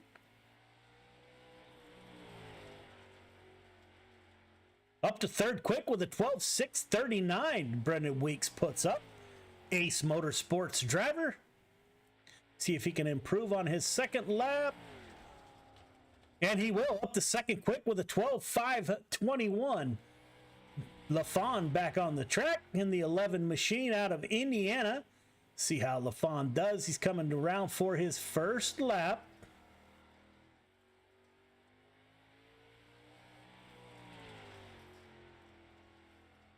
Currently 9th quick with a 12,850.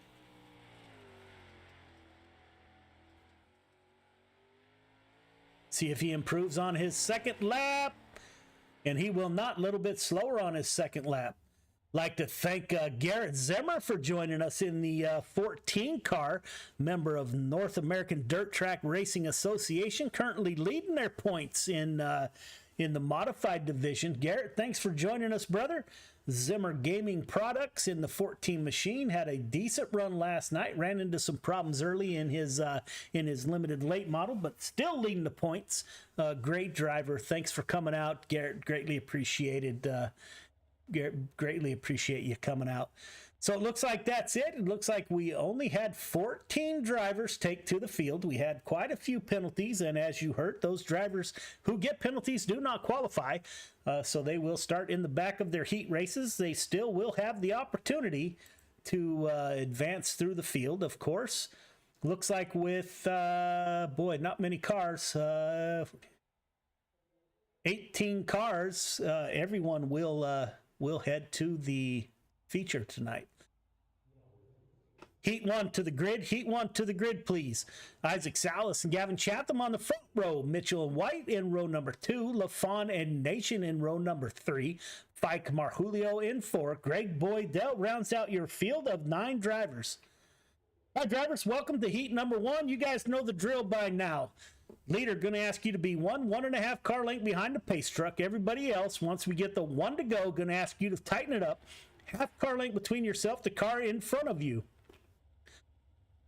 The restart is on green. Do not jump the start. Do not pass before the start finish line. 4 of you are heading straight to the feature. It looks like everyone will go to the feature tonight, however, but 4 of you, top 4, will head to the feature for sure. Race hard, race clean. Good luck. Isaac Salas has been hard to knock off that front row in the 5 car, so you got to watch that. Oh my goodness, I see back here a 94 car, Bo Nation, running the, unfortunately, Bo kind of left us there, running the GY6RN logo on the front of his limited late model. Driver out of Australia, New Zealand. Up front, Isaac Salas will bring us Gavin Chatham to his outside. Green flag is off. We are underway. Limited late models Friday Night Lights at Fairbury. 5 car Salas slides up, gets in front of the 24 car. 24 settles right in behind the 5 car. Jonathan White back in second, gets up into the wall. Looks like Marjulio was penalized early, moving back up through the field. Garrett Mitchell currently in the 4th and final transfer position. Marjulio down low. Jordan LaFawn in the 11 car, battling it out also. Garrett Mitchell currently in the 4th and final transfer position in the 002 car. Isaac Salas up front, pulling away from the field. Got over a second gap on second place Gavin Chatham. Looks like all the action is further back in the field. You got the 49 car of Jonathan White out of Ohio, battling it out. Garrett Mitchell right behind him in the 002. Virginia's driver, followed by LaFawn. These cars are nose to tail. Anything could happen. 11 car of LaFawn out of Indiana, battling it out. LaFawn dives down low, trying to get underneath the 00 car. Thought about sliding up and does not.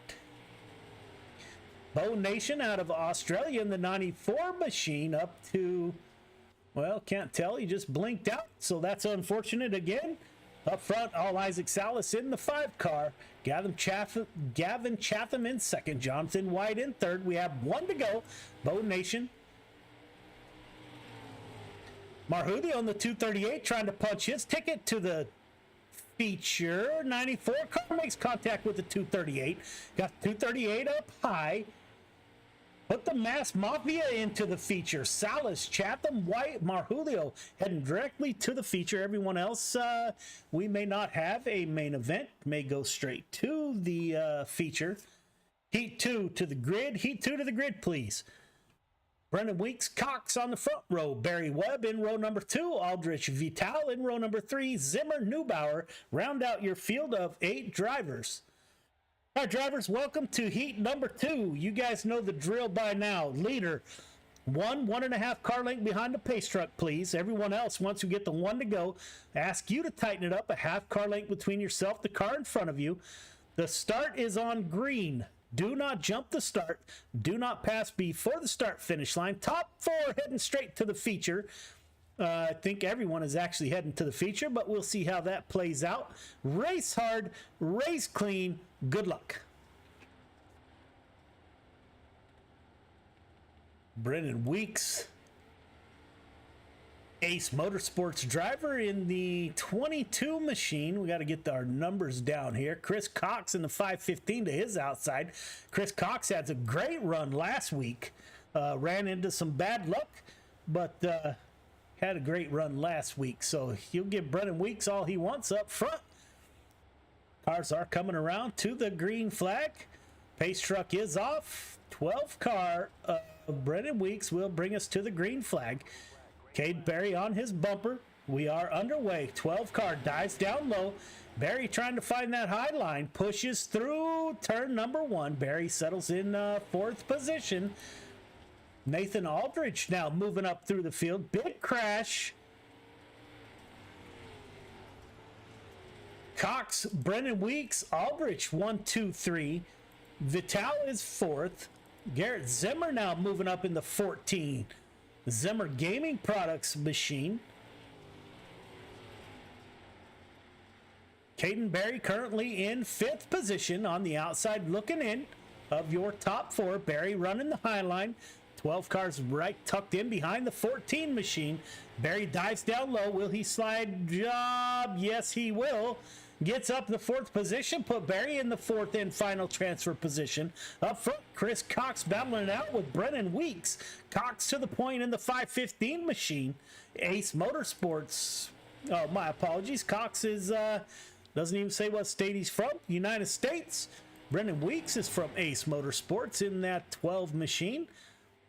We are working lap 6 of 8. Nathan Aldrich. Barry is closing in on 3rd place driver Aldrich. We are working lap 7 of 8. Top 4 breaking away from the field. Chris Cox up front. We may have a race. It looks like that front end of that 12 car got some damage somewhere.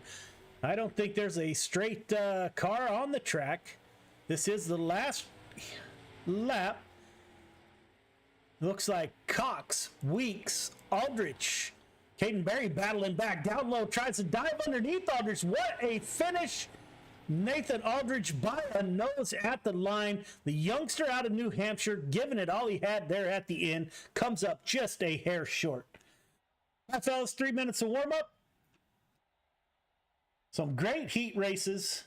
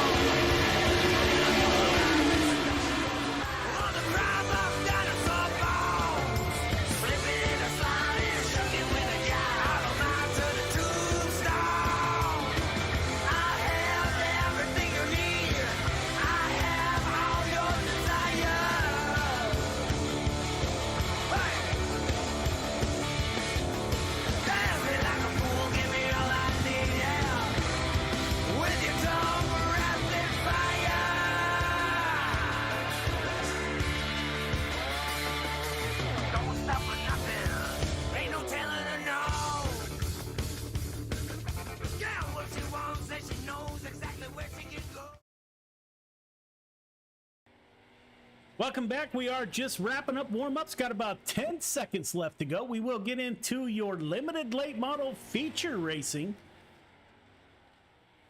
Taking a good look at the 12 car.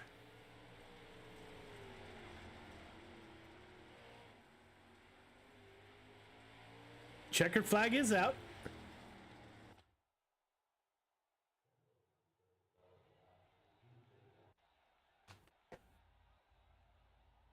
Feature time. Feature cars to the grid, please. Salas and Cox on the front row. Chatham Weeks in row number 2. Jonathan White, Nathan Aldrich in 3. Anthony Marjulio and Caden Berry in row number 4. Garrett Mitchell, Lance Webb in 5. LaFawn Vital in 6. Boydell Zimmer in 7. Nation Neubauer in 8. And Andrew Fike rounds out your field of 17 drivers that are going to take the green flag for the feature. Welcome to the feature, drivers. Initial start, nothing changes from your heat races. Leader going to ask you to be 1.5 car length behind the pace truck. Everybody else, once we get the 1 to go, going to ask you to tighten it up. Half car length between yourself, the car in front of you. Start is on green. Do not jump the start. Do not pass before the start finish line. Fairbury is a short track. If caution does come out, you are in the back of the field. Please get caught up as quickly as possible so we don't have to extend cautions. Race hard, race clean. Welcome to the limited late model feature. Good luck. 5-car of Isaac Salas back on the front row. Chris Cox to his outside in the 515. So far, nobody's had anything for Salas. 31 car gave him a good run for his money in the previous race. 5-car held him off to win. Salas will bring him to the green flag. We are off. They get a good, they are even at the line. Salas dives down low. Will he slide up high? Salas likes that high line. He will. He gets in front of the 515 of Chris Cox. Feature, or the caution comes out. Back it down, fellas. If you are in the back, please get caught up as quickly as possible. Do what iRacing tells you to do.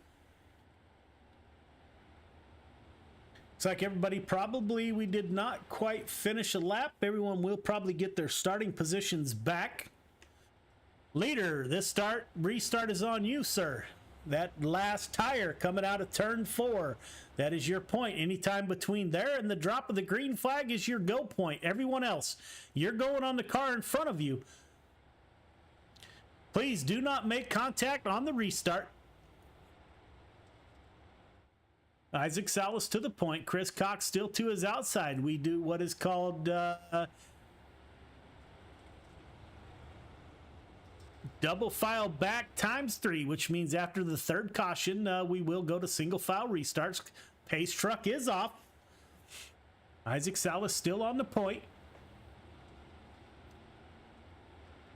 Isaac Salas gets a good jump. Will he get up in front of the 515? Dives down low as he typically does. Slides up to that high line. Gets out in front of the 515. 515 now dives down low. We got another mess. I did not see a caution for that one. We had cars everywhere on the backstretch. Not sure why we did not get a caution. Isaac Salas up front. Back it down. Caution is out. Back it down. Caution is out. Not sure why the caution didn't come out. We had cars upside down. It looked like in turn number 1. Working lap 5 of 25. Long way to go in this one.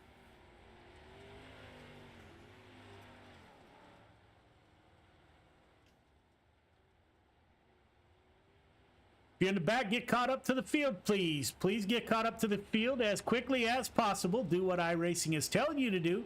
We should have one more caution flag, and then we go to single file. Isaac Salas still on the point. 515 car still to his outside. Pace truck is off. Salas will bring him to the line once again.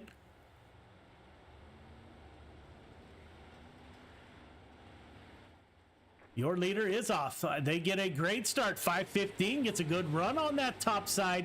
Let's see if Salas can slide out there, and he will. 5:15 dives down low. Chris Cox trying to make a run for the point.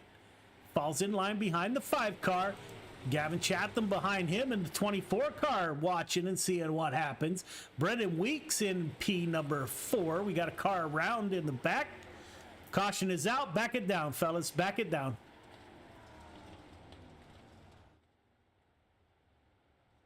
Looks like Salas, Cox, Chatham, Weeks, LaFawn, Aldrich, Mitchell, Barry, Marfulio, and Zimmer are your top 10.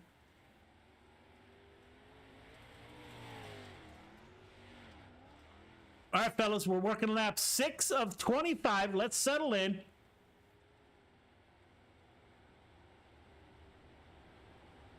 Isaac Salas still at the front of the field.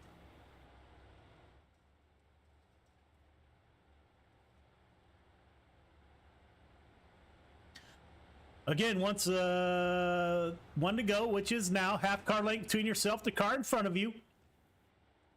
You are going on the car in front of you. Race hard, race clean, be patient. Good luck.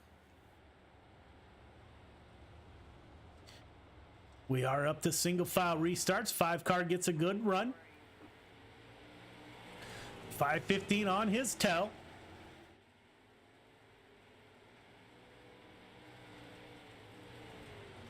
Looks like Nathan Aldrich in the 13 car is getting a lot of pressure from the 002 car.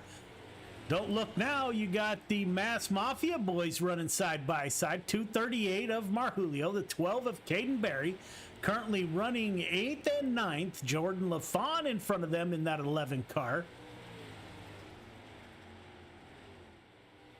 Up front, Salas has broke away a 1.2 second gap over Cox in the 5:15. Brennan Weeks, your top 3 spread out in comfortable position. 24 car running. Gavin Chatham running 4th position. Garrett Zimmer in 5th. Looks like the first battle. 13 car gets up into the wall. This is where all the action is at. Marjulio in the 238 is the first car working the bottom, and he's making it work. The 14 car of Zimmer back there.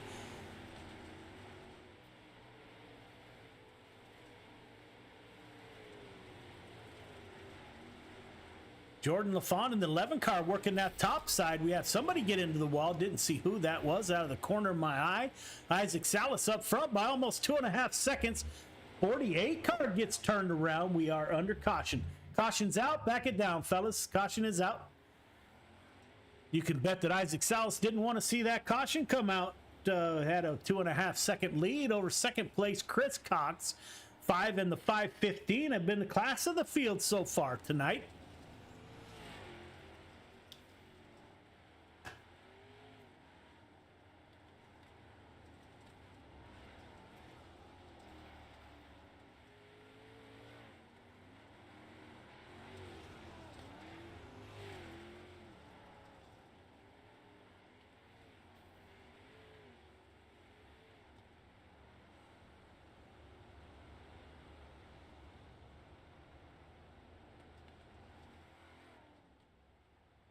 Answering a few messages. Got drivers messaging us. That's great to see. Don't know how they're messaging me and driving at the same time. Maybe that's the reason for the cautions. I don't know. Up front, the 5 car of Salas. Pace truck is off. Salas will bring us to the green flag once again. Salas starts up high, dives down low for the restart. Back up high. 5 car runs that high line to almost perfection. 5:15 car in his tire tracks, running lap 14 of 25. Patience may pay off in this one. Brendan Weeks in for 3rd position. Gavin Chatham in 5th. Garrett Mitchell in 5th. My apologies. Marjulio back there making some noise in the 238. He's the first car down there working that hot bottom line with any certainty. The 15 car. Now we got others diving down there. The 5:15 slides down low, comes up in front of the field. And the field is a mess. Caution is out. Back it down. Back it down.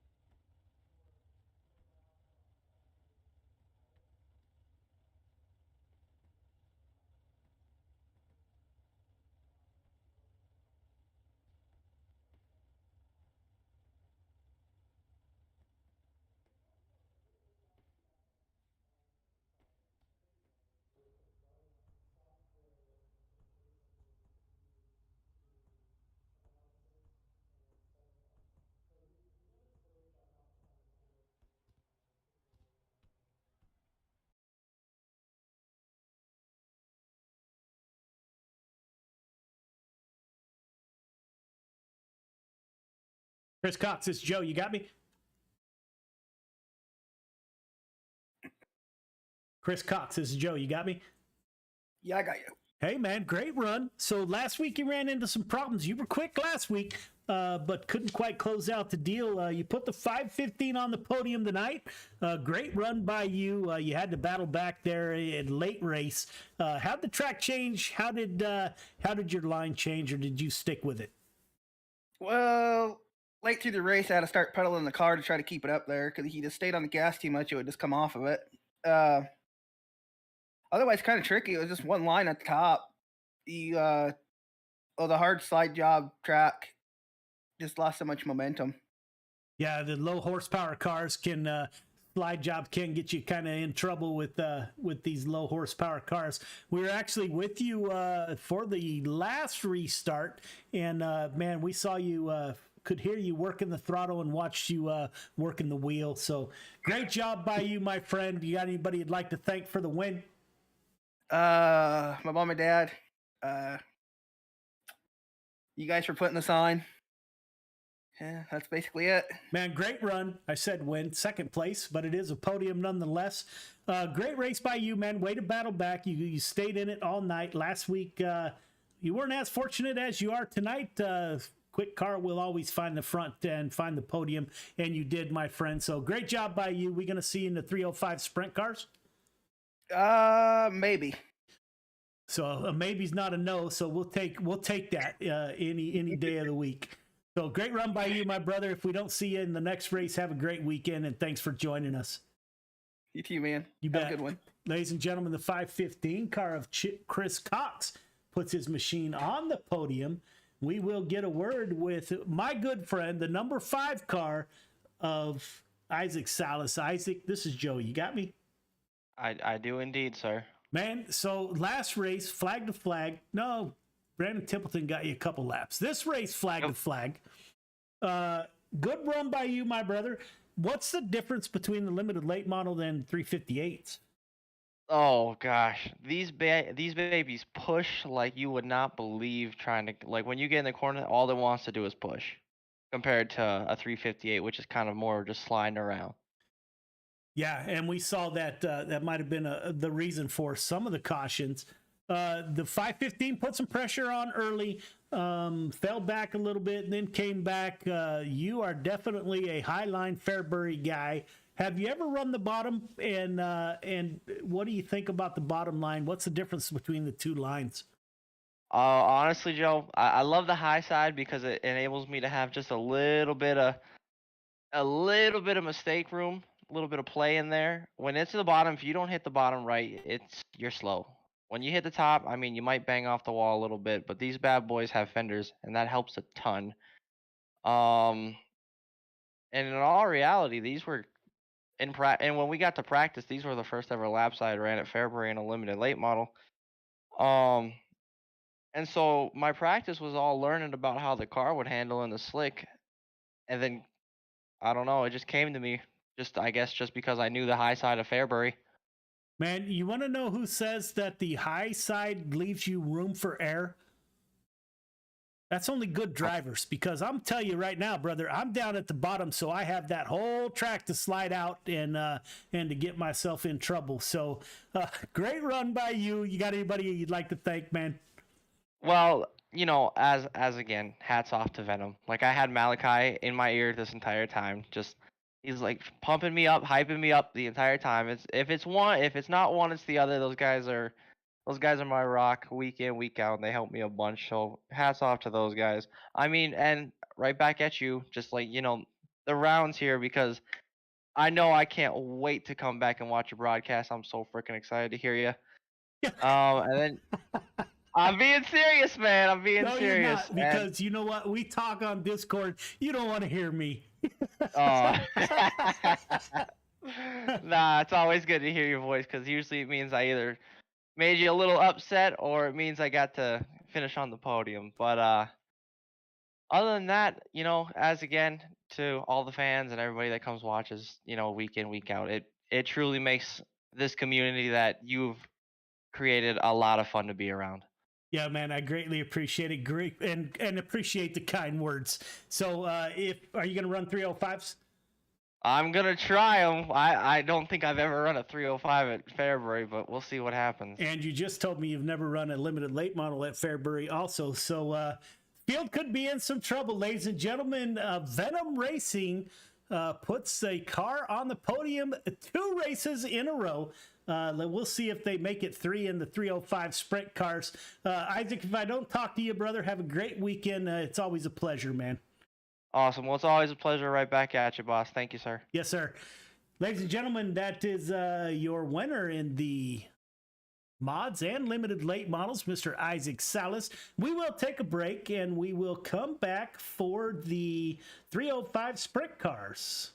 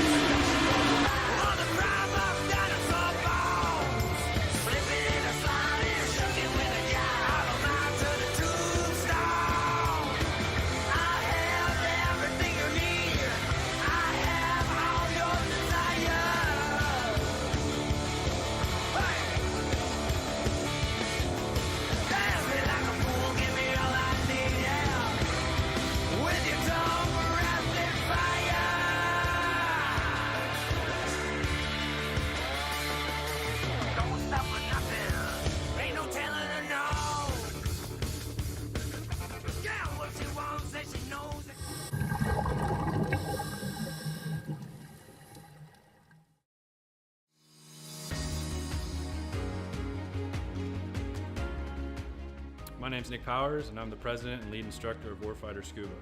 I'm a veteran of the United States Marine Corps from the years 2003 to 2007, with one combat deployment to Haditha, Iraq in 2006. Throughout my time overseas, I experienced a lot of situations that you wouldn't necessarily find yourself in the United States. IEDs, getting shot at, rocket attacks, mortar attacks, you name it, it happened.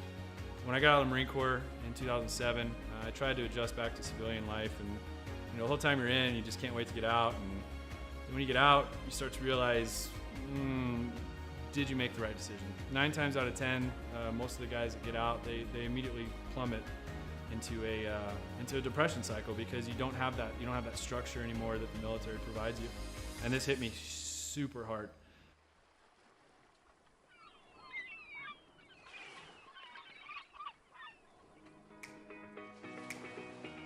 We moved to one of the #1 top dive destinations in the entire world, and I figured I'd start getting back into scuba diving. And after our first couple dives, I realized how peaceful it was underwater and how none of my problems followed me. You're just there in the present moment.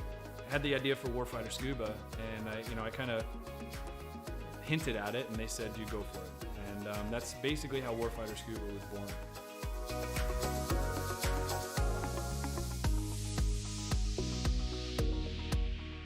So Warfighter Scuba is a nonprofit. We're a 501c3 nonprofit with the IRS. We bring combat wounded veterans down to the Caribbean to teach them scuba diving to treat their wounds. Whether their wounds are physical or mental, such as PTSD, scuba diving is a extremely therapeutic activity for mental stressors and for physical ailments. Mentally, as soon as you go underwater, your body just reacts. It's not normal. You're not meant to breathe underwater. Automatically puts you into the present moment.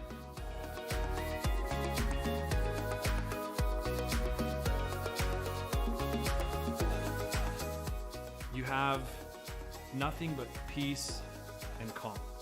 This ability to separate yourself from reality really allows veterans to find out what their trigger mechanism might be for their particular mental stressors.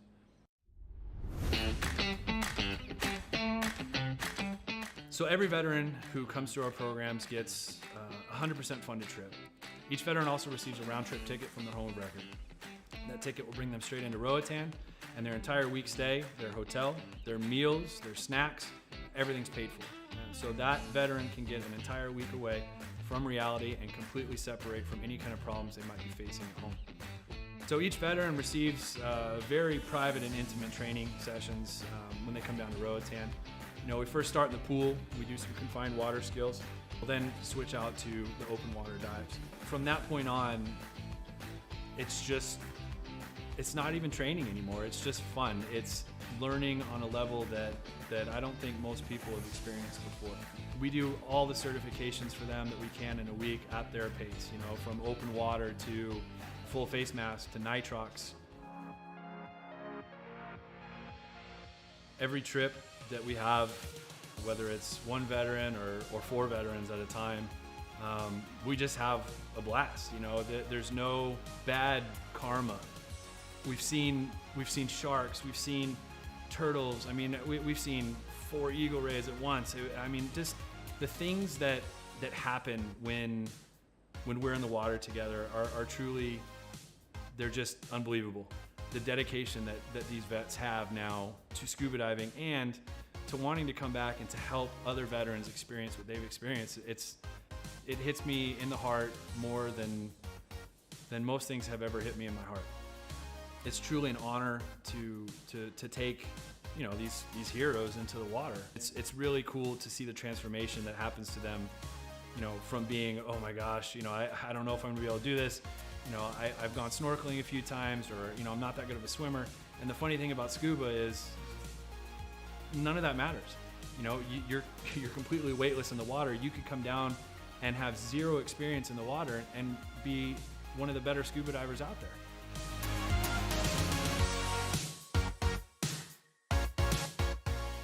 So as with all nonprofits, we rely solely on generous donors such as yourselves. None of these programs could exist without people who are willing to give some of their hard-earned money up to save veterans who might be struggling with everyday life and have that unfortunate thought of suicide. 100% of every dollar that's donated goes directly to the veterans. I personally, myself, I do not take any kind of money. All my time is donated. There's no salary to anybody who's on the board or any staff positions in Warfighter. Donations can be made on our website at www.warfighterscuba.org. And remember, every donation is 100% tax deductible.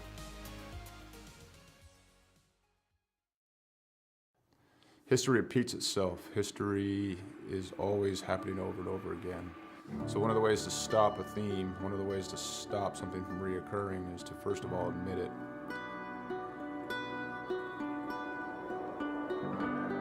It didn't take long for us to quickly realize that there was power behind Mission 22, power behind its brand, power behind its message, and power behind its people that represented it. All right, my friends, day 19 of 22, the 22-day push-up challenge. Day 19 means 418 men and women have possibly committed suicide in the last 19 days. I went and looked up my ship, the USS Rushmore. More people who have killed themselves by now than ever served on our ship at one time in just 19 days. 19, 20, 21. One more. Y'all ready for the last one? You know, Mission 22 has become a decentralized nationwide effort to show love, to raise money, to be available for other warriors, to be able to be a point of contact, to let the warriors know, but also for warriors to let other warriors know that there is a community. You're not alone. This isn't happening in silence. You're not forgotten. We brought 4 veterans from all different parts of the United States and brought them together to hike through the state of Oregon. May God bless you on your journey. Thank you for serving our country and for being willing to go on this walk. I'm praying you feel peace and strength with each mile. On this hike, some folks found God, some folks remained sober, some folks lost a significant amount of weight to be able to participate. And not so much just a healing walk for us as warriors, but for us to contribute to other people's healing. This hike, we raised $12,000 for endobiogeny. Some of the folks on this hike, they're going to be volunteers for this treatment. And I couldn't be more pleased and more proud because it was difficult. We had a lot of struggles. Not everything on this hike went pretty, but we put some skin in the game. At the end of the day, we were able to raise money and we'll be able to use that money so guys can get the treatment that they need. The War at Home Monument is an example of our social impact, of our awareness, of our permanent fixture to do the work that we can't always do, to always remind us of what we've lost and what we will lose if we don't reconcile it. What we've done is taken 20 different veterans with their families' permission and used them as a silhouette to cut out of a 3,000-pound plate of steel.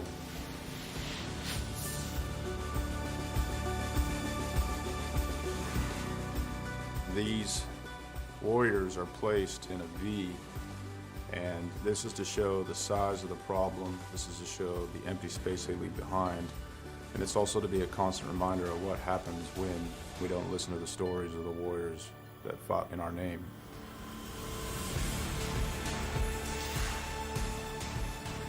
Because it's not okay. It's not okay that everyone didn't know about veteran suicide. It's not okay that these things were a secret or left unsaid, or that it was shameful. It's not okay that it's shameful to suffer alone and suffer in silence, because if you ask for help, that you're no longer a warrior, that you're weak. So I come back and I thought everybody else changed. So I pushed my family away.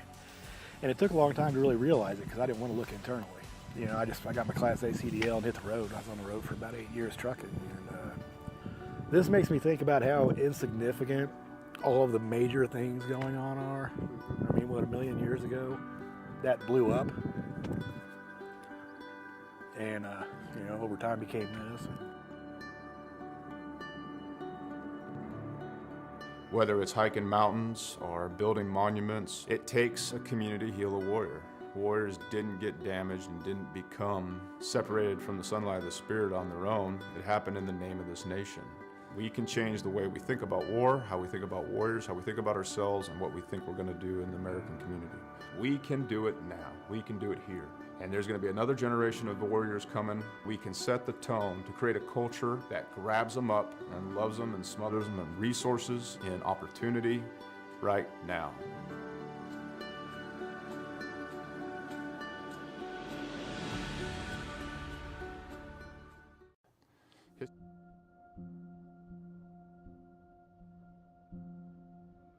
Soldiers, sailors, airmen and women enlist in the armed forces for many reasons, including a sense of duty, patriotism, the adventure, travel, and adrenaline. Many continue their military service because they discover a brother and sisterhood, an identity, a team. When service members are injured or wounded and can no longer perform their military duties, they quickly find themselves removed from their team, no longer serving the purpose for which they trained. I came back from Afghanistan in 2013, and it was kind of a trial and error of finding out, after the military, what's next in life. Being forced to leave a military career filled with purpose and pride can be challenging. Some challenges may leave lasting scars. An illness, wound, or injury can make anyone question their worth and sense of belonging after military service. 35 years in the Army, and I needed something to transition into. And so from that transition came an idea, and the idea was this. Even though a military career may be coming to an end, or already ended, recovery can occur in the most unexpected places with unforeseen opportunities. Recovery, whether physical or mental, has no defined beginning or ending. It may last last a lifetime. For me, one of the biggest surprises that I found out going through it was that it's not like the flu where, you get sick and then you get better. You're never cured. And that's so frustrating. It's so hard to tell someone that. And it's so easy to slip back. And every single time you have to find a new way to fight it, it's a different monster every time you battle it. This can feel daunting to a warrior who is suddenly forced to leave everything they know, trust, and love, finding themselves at the beginning of an unknown and possibly frightening new journey. Welcome to the world of motorsports. We're in the right place at the right time in our lives to be able to take these guys that are wounded and put them in front of people that can actually show them that there is a camaraderie, there's a brotherhood within the motorsports industry, that there is potential for career opportunities for them if they have the skill set. Motorsports offers an opportunity to regain that sense of identity within a safe, fast-paced team environment, providing a renewed sense of purpose. It has many facets, all created by teams working together for success on the track.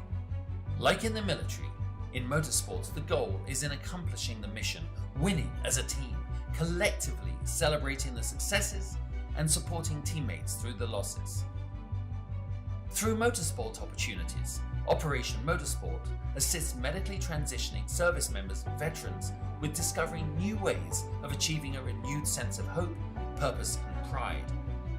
Besides the basic brake changing, oil changing, tire rotation, I've actually learned how to assemble and disassemble some engine parts, change some axles, do some alignments and stuff. So give it a try. You never know. This was nothing that I expected. I did not expect to be fully suited, jumping over a wall while cars are going 100 and something miles an hour. From motors to media, tires to tickets, and hot laps to hospitality. Operation Motorsport provides beneficiaries the chance to become immersed within professional motorsports and provides them with the opportunity to find out firsthand what captivates their imagination and interest. These opportunities provide an avenue of discovery within the motorsports immersion or diversionary therapy programs, all within the Excite, Engage and Empower recovery programs. Operation Motorsport also offers virtual engagements and recovery opportunities through an iRacing league, engaging beneficiaries in a safe, competitive environment from the comfort and safety of their home.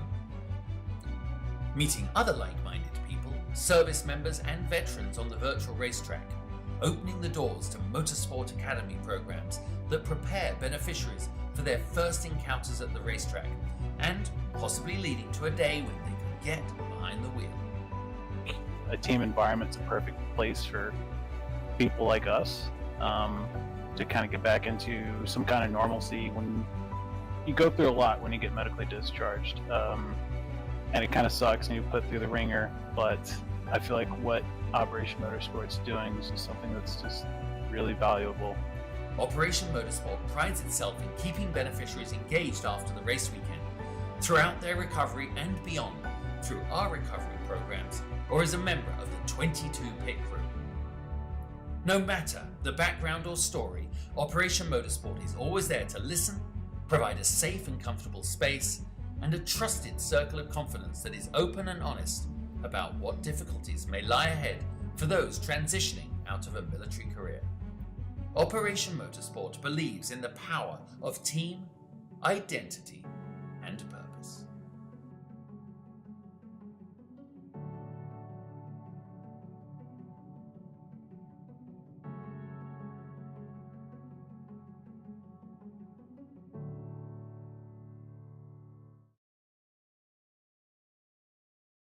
Welcome back to the stream. Man, we had a deal during the break. Apparently, those of you that don't know iRacing that well, there are two different ways to log in.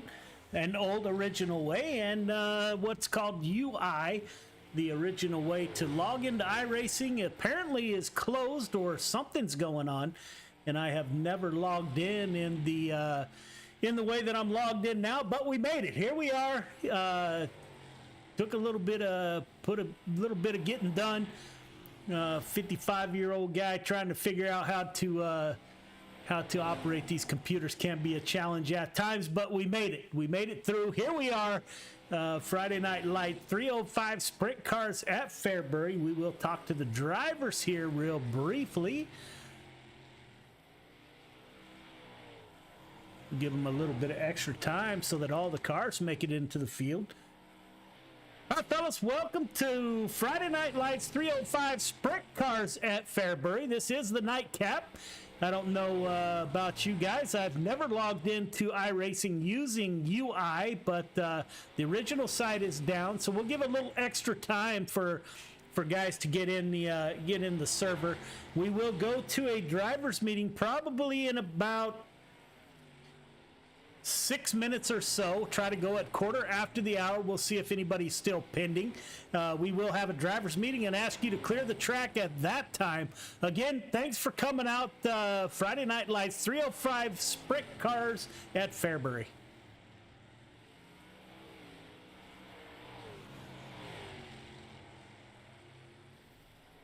So you wouldn't think so, but put a little excitement in your night. Not being able to log into a race that you're supposed to be broadcasting. As the military says, adapt and overcome. And here we are. We're at Fairbury and we're watching 305 sprint cars. So we did something right.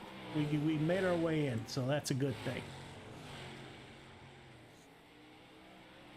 We got a number of cars out on the track. Most of them were with us in the last race. Garrett Mitchell in the 002 car. The red, white, and blue on top of that ride. Chris Cox is back with us in the 515. We talked to Chris Cox earlier. Finished on the podium in the last race. Mass Mafia is back in force. Anthony Marjulio and Caden Berry in the 12 car is back with us. That's good to see. Will anybody knock Venom Racing off of the podium? If anybody can do that, Mass Mafia might have a chance to make that happen. We shall see. Or will it be a newcomer, a independent driver that comes through the field, takes over that win? We will see. Again, we're going to give a couple extra minutes for drivers to get in the field since there was a change in iRacing, the way they're doing it tonight, midstream. That's always exciting. Again, if you're out there, greatly appreciate you tuning in. If you're just joining us, welcome to the stream. Feedback is what this stream is built off of. If you got something that we're not doing that you'd like to see us do different, please let us know. There's many ways you can get a hold of us on our Facebook page, GY6RN Friday Night Lights. You can send me a message. I do answer as many messages as I can Friday nights after the races, so I will not delay a response to the best of my ability. You can contact us on Twitch. We are being broadcast on 4 different locations, 2 channels on YouTube, Coast to Coast Racing Network, GY6RN on YouTube. We are on Twitch, twitch.tv. GY6RN, and we are on our Facebook page tonight. So we are streaming to 4 different locations, trying to give everyone a chance, if whatever they're comfortable with, that they can tune in and watch your favorite driver get around the tracks. It's taken us a while, but we are settling into a groove a little bit here. This is week number 3, I believe. We will be underway here shortly. Looks like we have a decent field. 21 cars currently in the field. It will be a quick race. If we don't get over 24 cars, then we will not have a B main or C main. We will go straight to feature racing after the heat races.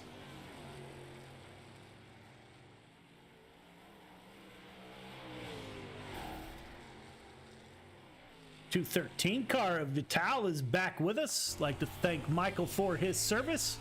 Some great conversations with him this afternoon. New York driver.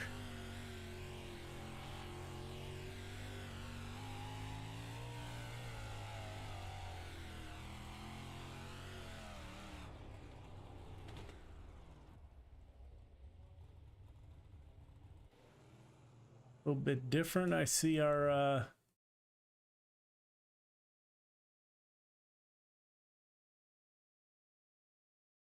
We'll get you back in there as soon as I can.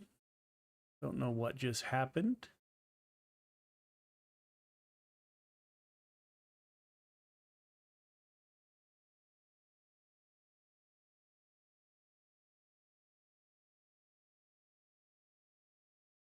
Looks like we are loading back up. Bear with me, folks. We got this.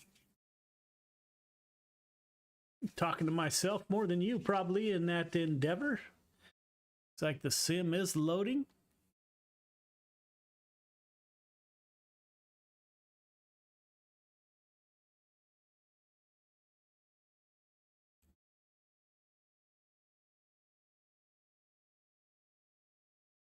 We will be right back as it loads.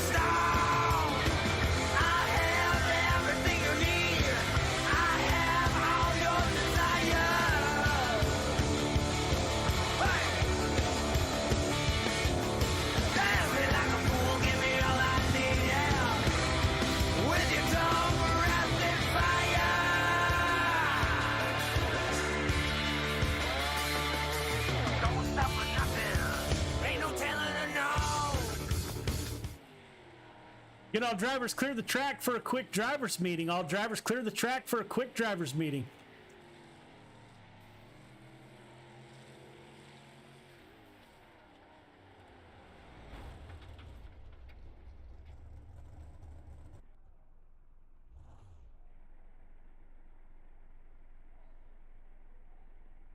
All right, fellas, welcome to Friday Night Lights. I'm all kinds of discombobulated. I don't know how many of you couldn't get into the original iRacing site, but I was one of those, and stuck in windowed mode. We got all kinds of issues going on with the broadcast, but let the racing begin. We got a few penalties for tonight.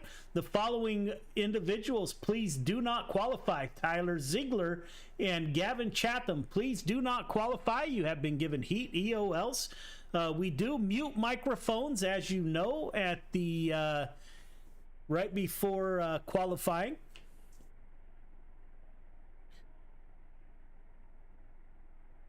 So we will be advancing here in about 2 minutes. So the track is yours for the next 2 minutes, and we will get into qualifying. Thanks for coming out for Friday Night Lights, and good luck. So there you have it. We just had our quick drivers meeting. I'm not real sure, so please excuse the Windows bar at the top of the screen. I'll figure out how to get rid of that in UI here at some point. That's kind of new to us. See if we can't do that right now. Let's go here. Here.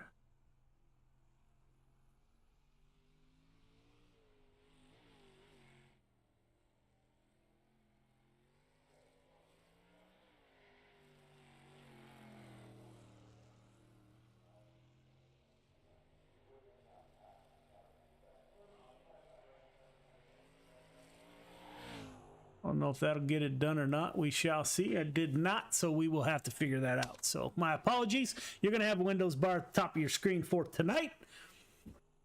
Hopefully we go back to our normal broadcast here coming up. You know any good IT guys out there? Send them my way. I could use some help.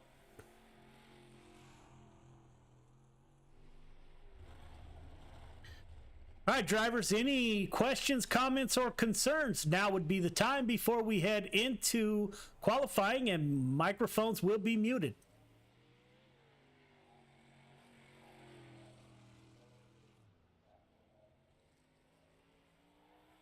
None heard? Good luck. We will advance to qualifying.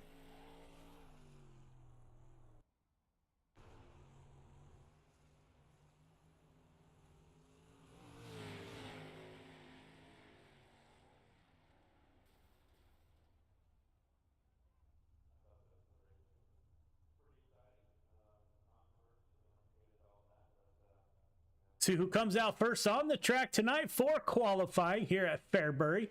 We've had our fair share of cautions tonight. We'll see if the sprint cars clean that up any. A little bit different drive in a sprint car here at Fairbury. Do we have a decent field of cars? Looks like we have 21 people in the field. We will go on watch the 21 car of Andrew Fike, an Ohio driver.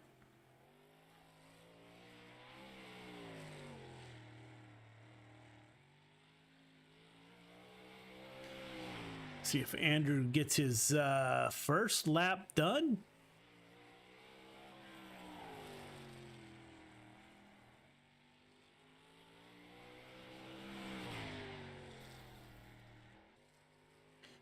Andy Patton in the 87 car at the top of the board with a 11.429. The 5 car of Isaac Souse, the winner of the last 2 events, currently up to 5th quick. Said he has not driven a sprint car here yet. We will see if he improves on his second lap. Currently 6th quick. He will up to 5th quick.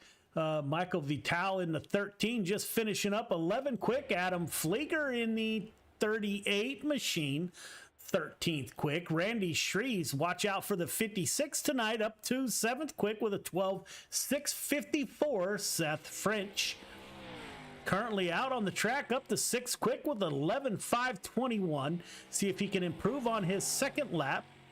And he will all the way up to 3rd quick. Seth French put him up in 3rd qualifying position with 11.392. Good run by him. 5.14 of Nathan Aldridge out on the track. See how Nathan Aldridge does on his first lap. Caden Berry with 11.802, 14th quick.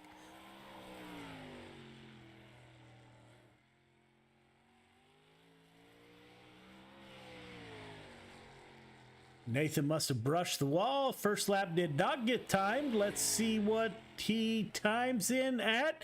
15th quick with 11.920. 238 car, Mass Mafia driver Anthony Marjulio.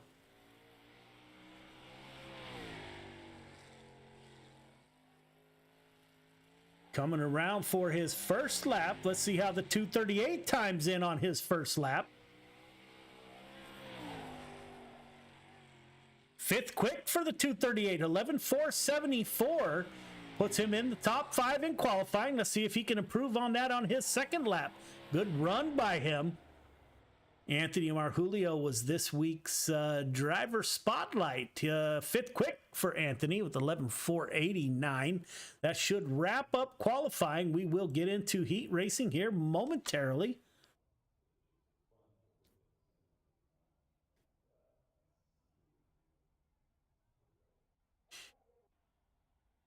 Heat 1 to the grid. Heat 1 to the grid, please.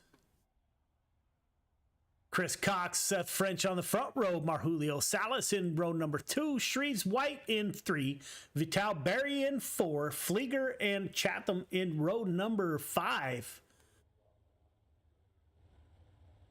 All right, drivers, welcome to heat number 1. You guys know the drill by now. Leader going to ask you to be 1.5 car length behind the pace truck. Everyone else, once we get the 1 to go, going to ask you to tighten it up, half car length between yourself, the car in front of you. We are running 8 laps, top 4 heading to the show, although I think everyone will go to the feature directly tonight. Start is on green. Do not jump the start. Do not pass before the start finish line. Race hard, race clean. Good luck. Chris Cox in the 515 will start on the pole, bring the field to the green flag.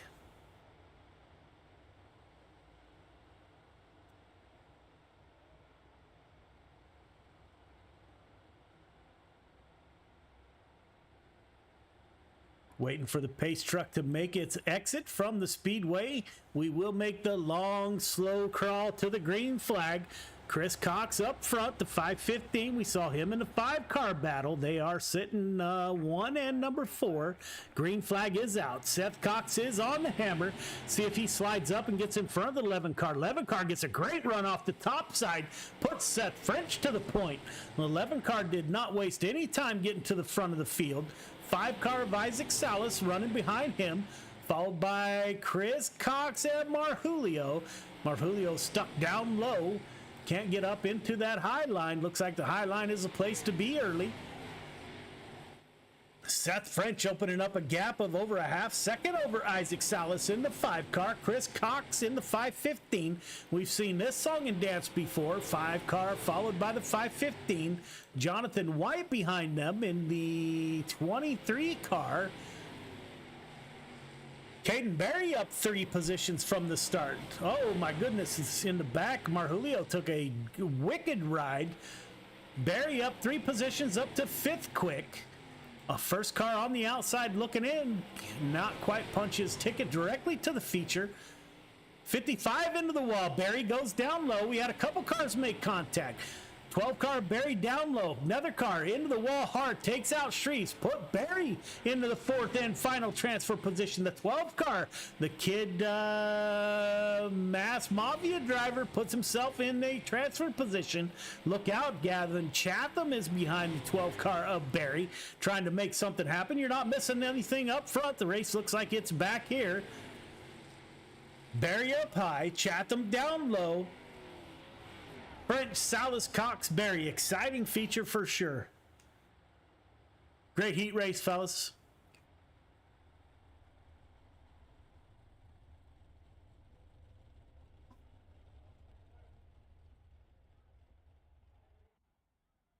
Heat 2 to the grid. Heat 2 to the grid, please. Patton and Mitchell on the front row. Preston Cramner, Lance Webb in row 2. Dean Reynolds, Andrew Fike in 3. Boydell Aldridge in 4. Wright and Bow Nation are your 5th and final row of 305 sprint cars. All right, drivers, welcome to heat number 2. We're going to be running 8 laps, top 4 heading straight to the feature, although everyone will most likely go to the feature, I believe. Start is on green. Do not jump the start. Do not pass before the start finish line.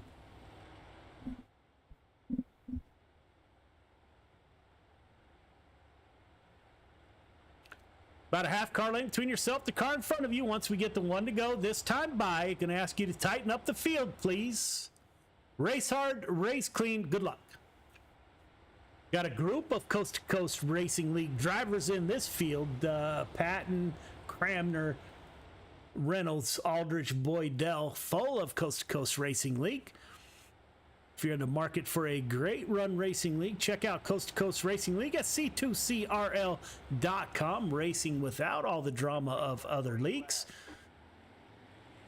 Andy Patton dreams into the green flag in the 87 Air Force machine. Garrett Mitchell on that high side gets a good run off the top side. Garrett Mitchell to the pole. We have a mess behind them. Lance Webb in 2nd. Nathan Aldridge gets through the mayhem, gets the 514 up to 3rd quick. Boydell limps through that mess, and he is up into 4th position. Brandon Wright, the first car on the outside looking in. Not real sure what happened. Can't go back and look at it yet, but we will. Up front, Garrett Mitchell leading the way. Lance Webb in second. Nathan Aldridge in the 514 in third.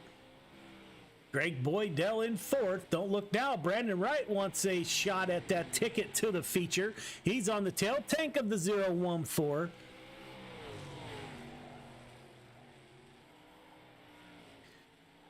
Looks like he was a little bit loose coming off, working lap 6 of 8.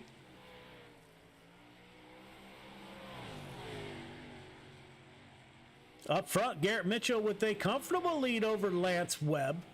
Mitchell about to get into some lap traffic. Lance Webb in second, Aldrich in third, Boydell in fourth. Wright in the 21 car still trying to punch his ticket. We are on lap 8 of 8. This is it, last lap. Dane Reynolds lets the field by. 02 car to the line. Mitchell, Webb, Nathan Aldrich in the 514. Greg Boydell, your fourth and final transfer position. Brandon Wright finishing in fifth. Boy, that heat race was a mess. We had all kinds of issues in that heat race.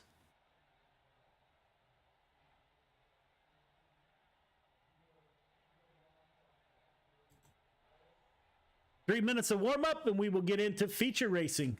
With that, we will be right back.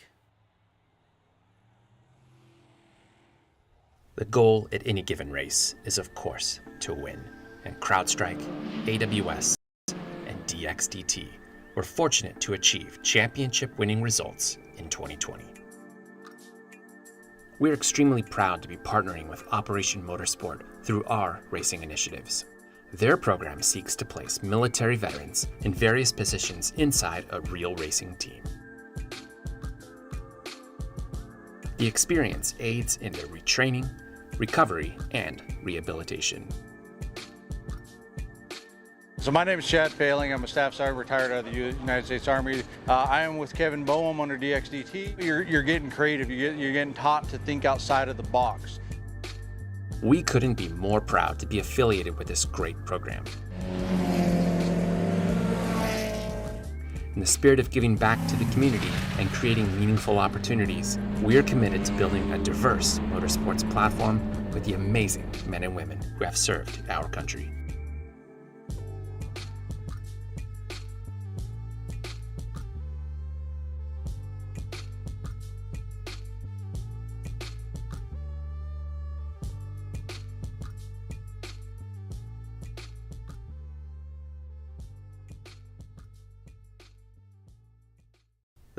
When people hear Till Valhalla Project, the first thing they might think of is our shirts. But what most people don't know is that our plaques came first and the t-shirts came second. What some people might not know is that the same shirts that we make day in and day out allowed us to do unbelievable things for unbelievable people. Whether it's donating our proceeds to reduce veteran suicide or gifting handcrafted memorial plaques to the families of fallen heroes, these t-shirts simply stand for honor and freedom. Two words that wouldn't exist without our heroes. This makes Till Valhalla Project a place where fallen heroes truly live on forever.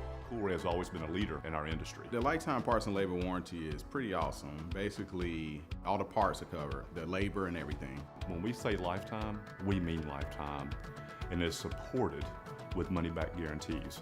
And with that, you're getting all qualified technicians that are going to ensure that this job is done perfectly and operates perfectly throughout the life of the unit. Learn more about our Cool Ray lifetime parts and labor warranty at coolray.com. Cool Ray and Carrier. Turn to the expert. Welcome back. Warm-ups are just wrapping up. We will get into feature racing here very shortly. Looks like it's a quick night. Not a huge car count tonight.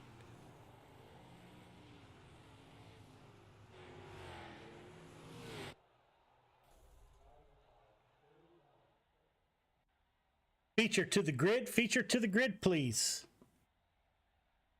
French and Mitchell on the front row. Salas Webb in row 2. Cox Aldrich in 3. Barry Boydell in row number 4. Chatham Brandon Wright in 5. Shreves Reynolds in 6. Vital Cramner in 7, White Fike in 8, Flieger Patton in 9, Marjulio and Nation are your 19th and 20th starting position drivers. All right, drivers, welcome to the feature. Your initial start is no different than your heat races. Leader, 1.5 car length behind the pace truck, please. Everyone else, once we get the 1 to go, going to ask you to tighten it up. Half car length between yourself, the car in front of you. Restart is on green. Do not jump the start. Do not pass before the start finish line. Race hard, race clean. Good luck. If you are in the back and a caution comes out, please get caught up as quickly as possible. Go where iRacing tells you to go. Short track, please get caught up as quickly as possible. Seth French on the front row will bring the 11 car New York driver to the green flag. Green flag is out. We are underway. 0-2 car of Garrett Mitchell gets a good run on that top side. 11 car cannot slide up in front of Mitchell. Mitchell is to the point in the 0-2. Garrett's having a good run in the sprint cars tonight. Seth French falls in line behind him. Isaac Salas, we heard earlier, he doesn't like that bottom line. He's down there now. He's stuck down on the bottom line. Lance Webb moves up to third position, battling it out. Salas does find his way to the outside row, currently running fourth position. Nathan Aldridge behind him. Caden Berry trying that bottom line in the 12-car Mass Mafia driver trying to find his way around. Running where nobody else is running. Pretty soon he'll find a place to poke his nose up into that top line, I'm sure. Nathan Aldrich in 6. Up front, all Garrett Miller in the 0-2. We are coming to lap traffic. The 87 car, the Air Force car of Andy Patton. Lance Webb still in second position. Lance Webb diving down low, trying to slider line to no avail.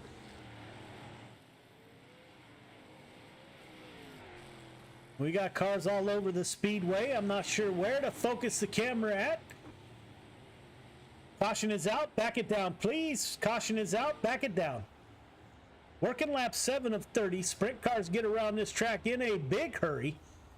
If you are in the back, please get caught up as quickly as possible. Leader, once you find the pace truck, this next restart is going to be on you, sir. Please do not make contact under caution.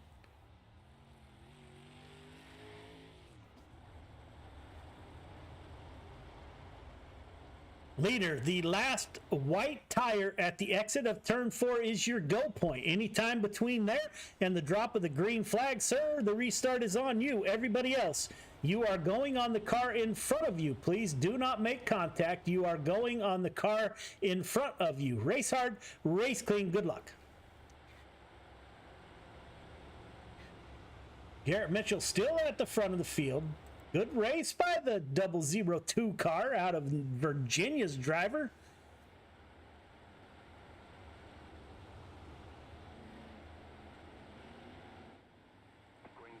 Green is out.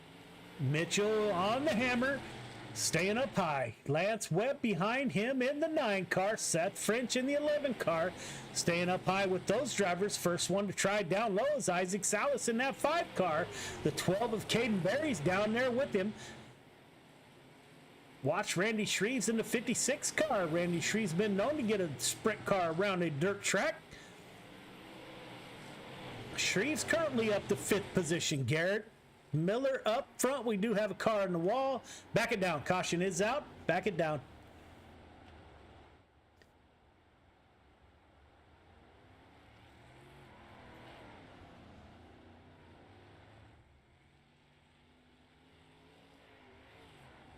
Short track like Fairbury, a lot of going on. If you're in the back, please get caught up as quickly as possible. Go where iRacing tells you to go, please. Once we get the 1 to go here, going to ask everybody to tighten it up. Half car length between yourself, the car in front of you. Leader, great start on the last. You know where to go. Everyone else, you're going on the car in front of you.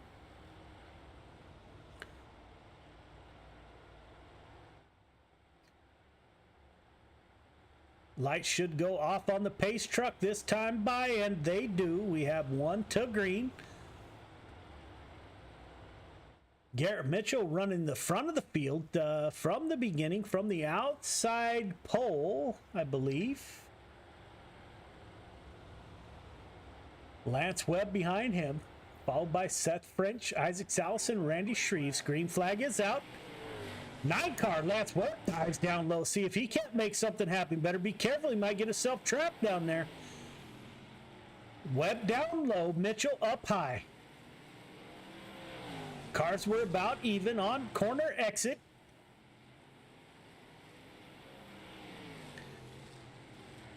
Seth French and Webb down low now. Second and third place cars trying to run a different line than your leader.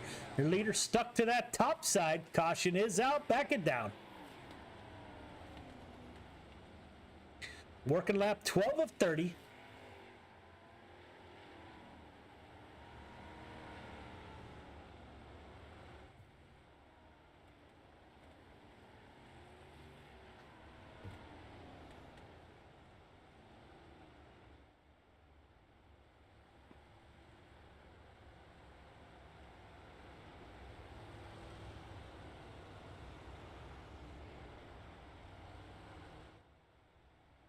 Seth French, let's see, Garrett Mitchell still on the point.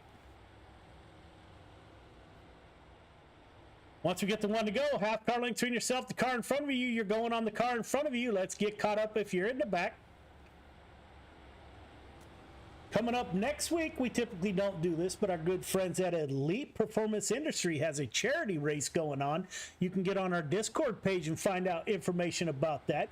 They are all proceeds donated to a family in need. If you want more information, please visit our Discord page. It is the same time as Friday Night Lights, but we definitely would not be upset if you miss it for a great event like that. Our good friends at Elite Performance Industries. Garrett Mitchell still up front in the 002 car. Lance Webb still behind him. We had a mess. Looks like Caden Berry got into a tangle in the back there. Back it down. Pace truck is right in front of you, leader. We had one car on his side. I don't know who that was.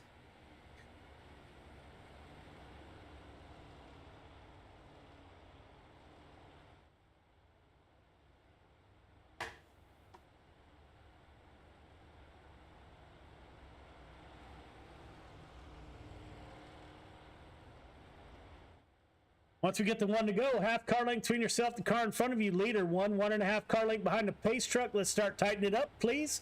We are working lap 13 of 30. We got a ways to go here. Be patient, race hard, race clean. Good luck.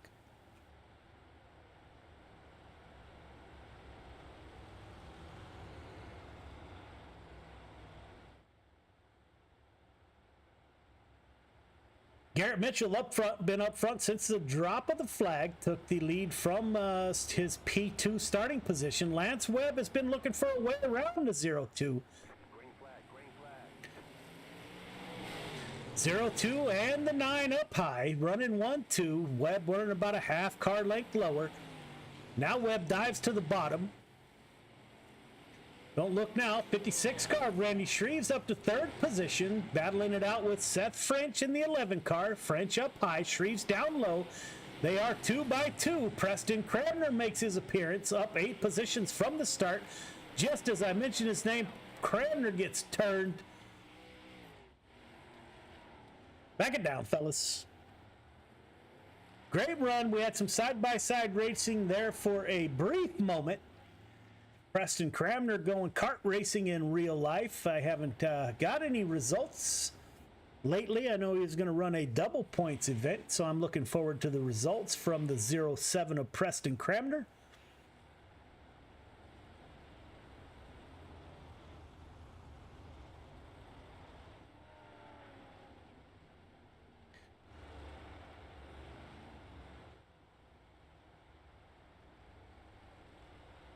All right, fellas, let's tighten it up. Let's tighten it up.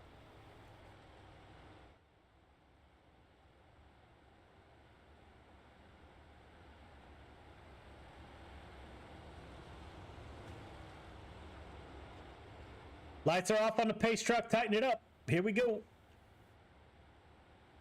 Garrett Mitchell going to bring him back to the line once again. Looks like the field is in good shape. 002 car. Don't know what happened to Shreves up high. Something happened to the 56 car. Lance Webb tries to dive down low. He may lose that position to the 56 car this time. He's tried that the last 2 times by. Lance Webb is able to hold off the 56. Lance Webb at the line. Randy Shreves in 3rd position.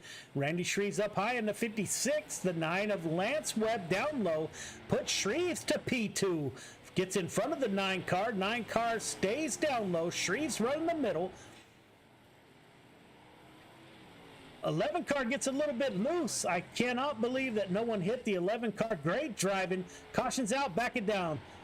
Pace truck is in turn 1-ish. 11 car got all kinds of sideways.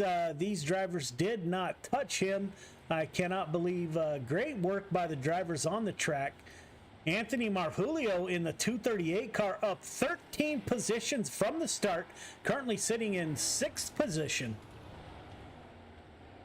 This week's Friday Night's Lights Spotlight driver, Anthony Marjulio. You can read about him on our Discord page or Facebook.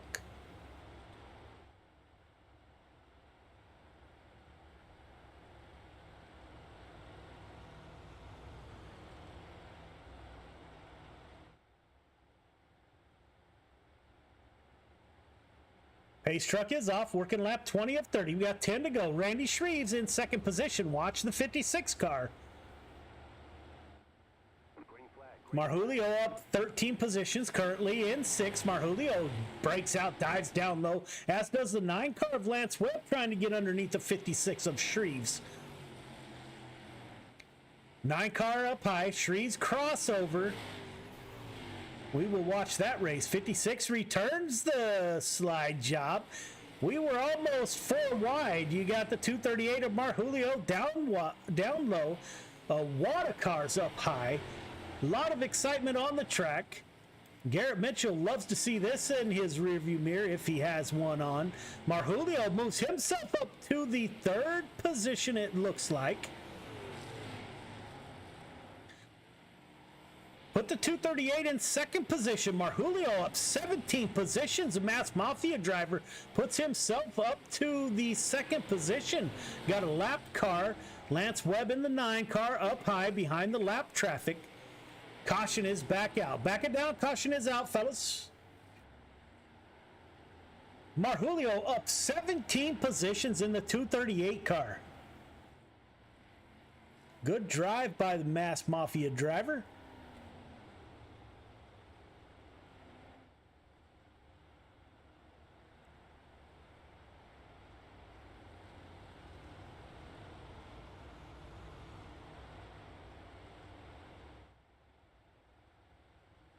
We are working lap 26 of 30, so we're 25 of 30. My apologies. We are coming down to it.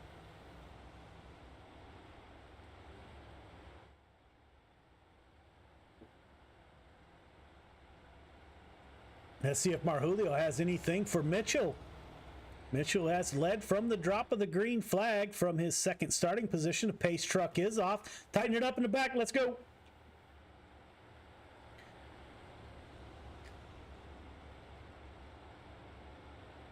See if the 238 tries that bottom line once again. We are underway. Garrett Mitchell on the loud hammer. Marjulio in 2nd, running that bottom line. Looks like the rest of the field is going to follow the 238 down low. See if they can advance on the 0-2. 0-2 of Mitchell opens up almost a half-second gap over the 238, running down low, working lap 27 of 30. Lance Webb currently in 3rd position. Randy Shreves up high, trying to get by the 9 car. 515 of Chris Cox back in this one, and the 24 of Gavin Chatham on the bottom side. Great racing throughout the speedway.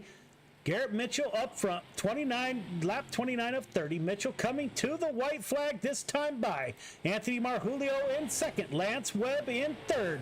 Randy Shreves trying to make a podium dash here. See if he can get by the 9 car of Webb. Shreves down low, 9 up high. Mitchell at the line. Mitchell, Marjulio, Webb are your top 3. Great racing throughout the whole field. Top 3 start finish line for podium shot, please. Top 3 start finish line. Great run by these drivers. Marjulio up 17 positions to capture the second podium position there. All right, fellas, that's perfect. Head up to the waiting room for interviews.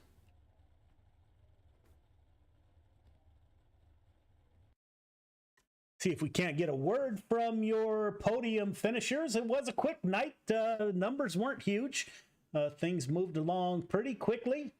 So we will get a word with, we're waiting on Lance Webb to get into the waiting room. We'll get a word with your top 3. There he is. Lance Webb. Lance Webb, this is Joe. You got me? Lance Webb, Joe, you got me?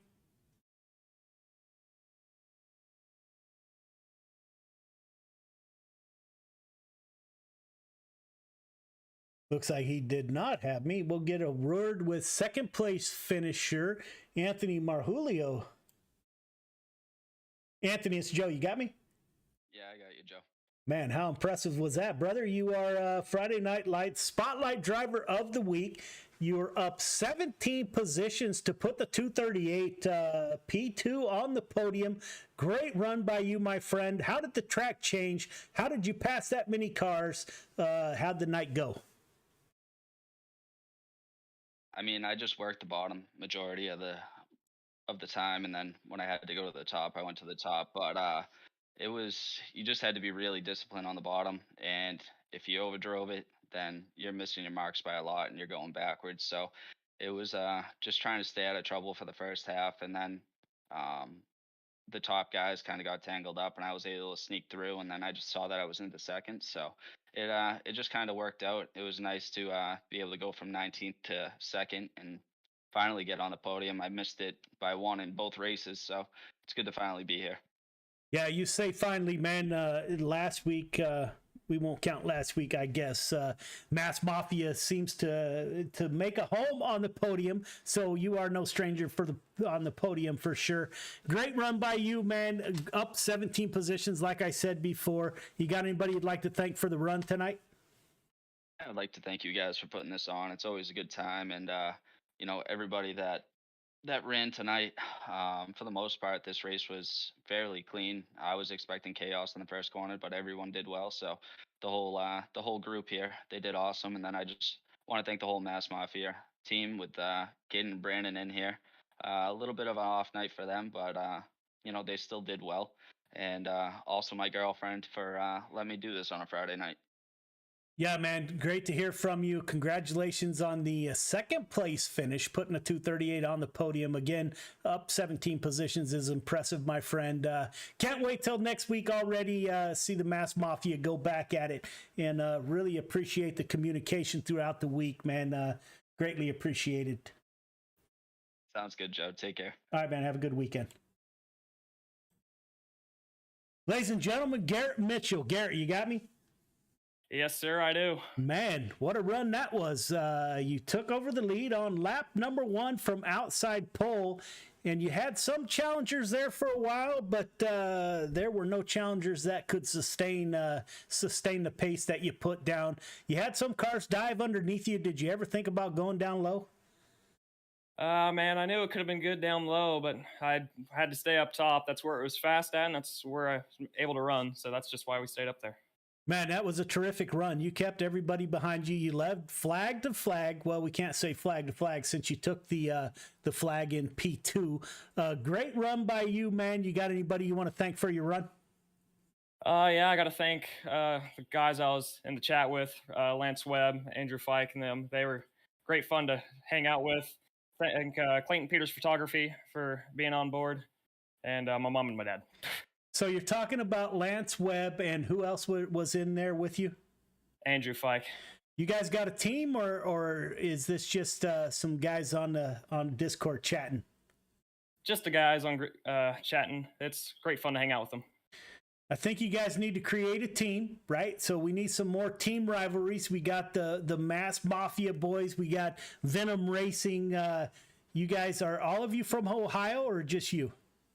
I'm from West Virginia. The other two are from Ohio. So you guys need to put together a team, man, and put this together. So 2 of you finished on the podium. We unfortunately, Lance exited out. We didn't get to chat with him. Great run by you, my friend. Way to end the Friday Night Lights event, and greatly appreciate it and hope to see you next week.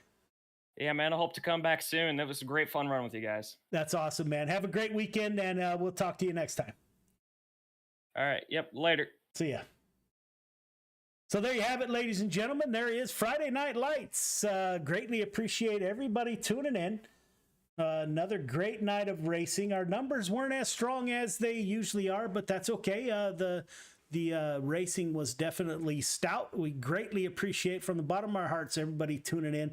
When we started this, we had no idea the amount of support that we would get, and it means the world to us, so that is greatly appreciated.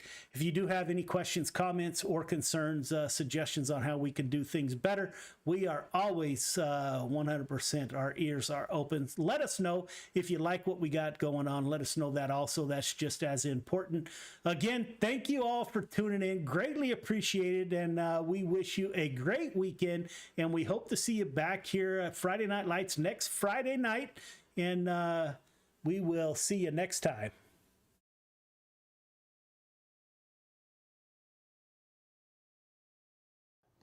History repeats itself. History is always happening over and over again. So one of the ways to stop a theme, one of the ways to stop something from reoccurring is to first of all admit it.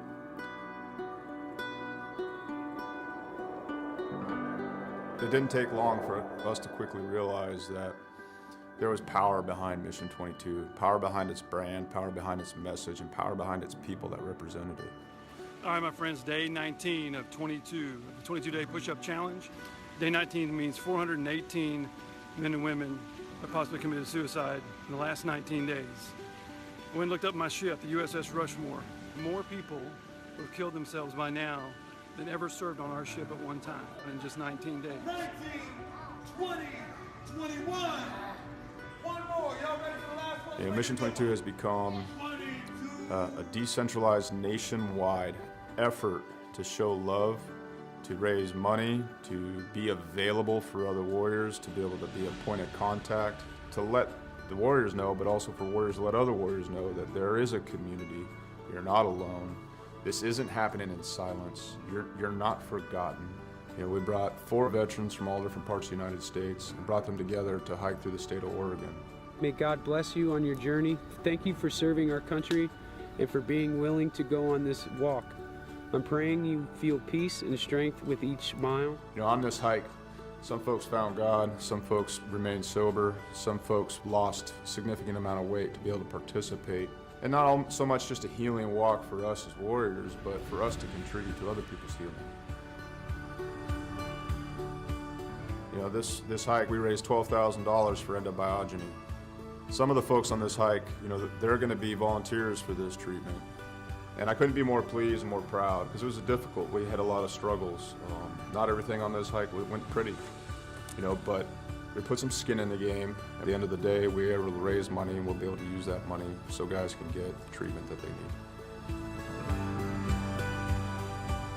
The War at Home Monument is an example of our social impact, of our awareness, of our permanent fixture to do the work that we can't always do, to always remind us of what we've lost and what we will lose if we don't reconcile it. What we've done is taken 20 different veterans with their families' permission and used them as a silhouette to cut out of a 3,000-pound plate of steel.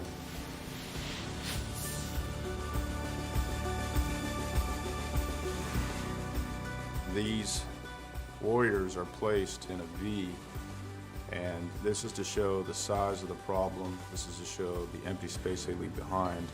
And it's also to be a constant reminder of what happens when we don't listen to the stories of the warriors that fought in our name.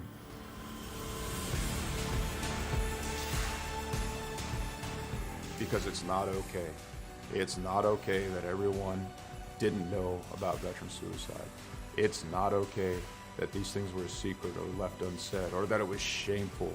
It's not okay that it's shameful to suffer alone and suffer in silence, because if you ask for help, that you're no longer a warrior, that you're weak. Yeah. So I come back and I thought everybody else changed. So I pushed my family away. And it took a long time to really realize it, because I didn't want to look internally. I got my Class A CDL and hit the road. I was on the road for about 8 years trucking. And this makes me think about how insignificant all of the major things going on are. I mean, what, 1 million years ago, that blew up. And, over time became this. Whether it's hiking mountains or building monuments, it takes a community to heal a warrior. Warriors didn't get damaged and didn't become separated from the sunlight of the spirit on their own. It happened in the name of this nation. We can change the way we think about war, how we think about warriors, how we think about ourselves, and what we think we're going to do in the American community. We can do it now. We can do it here. And there's going to be another generation of warriors coming. We can set the tone to create a culture that grabs them up and loves them and smothers them in resources, in opportunity right now.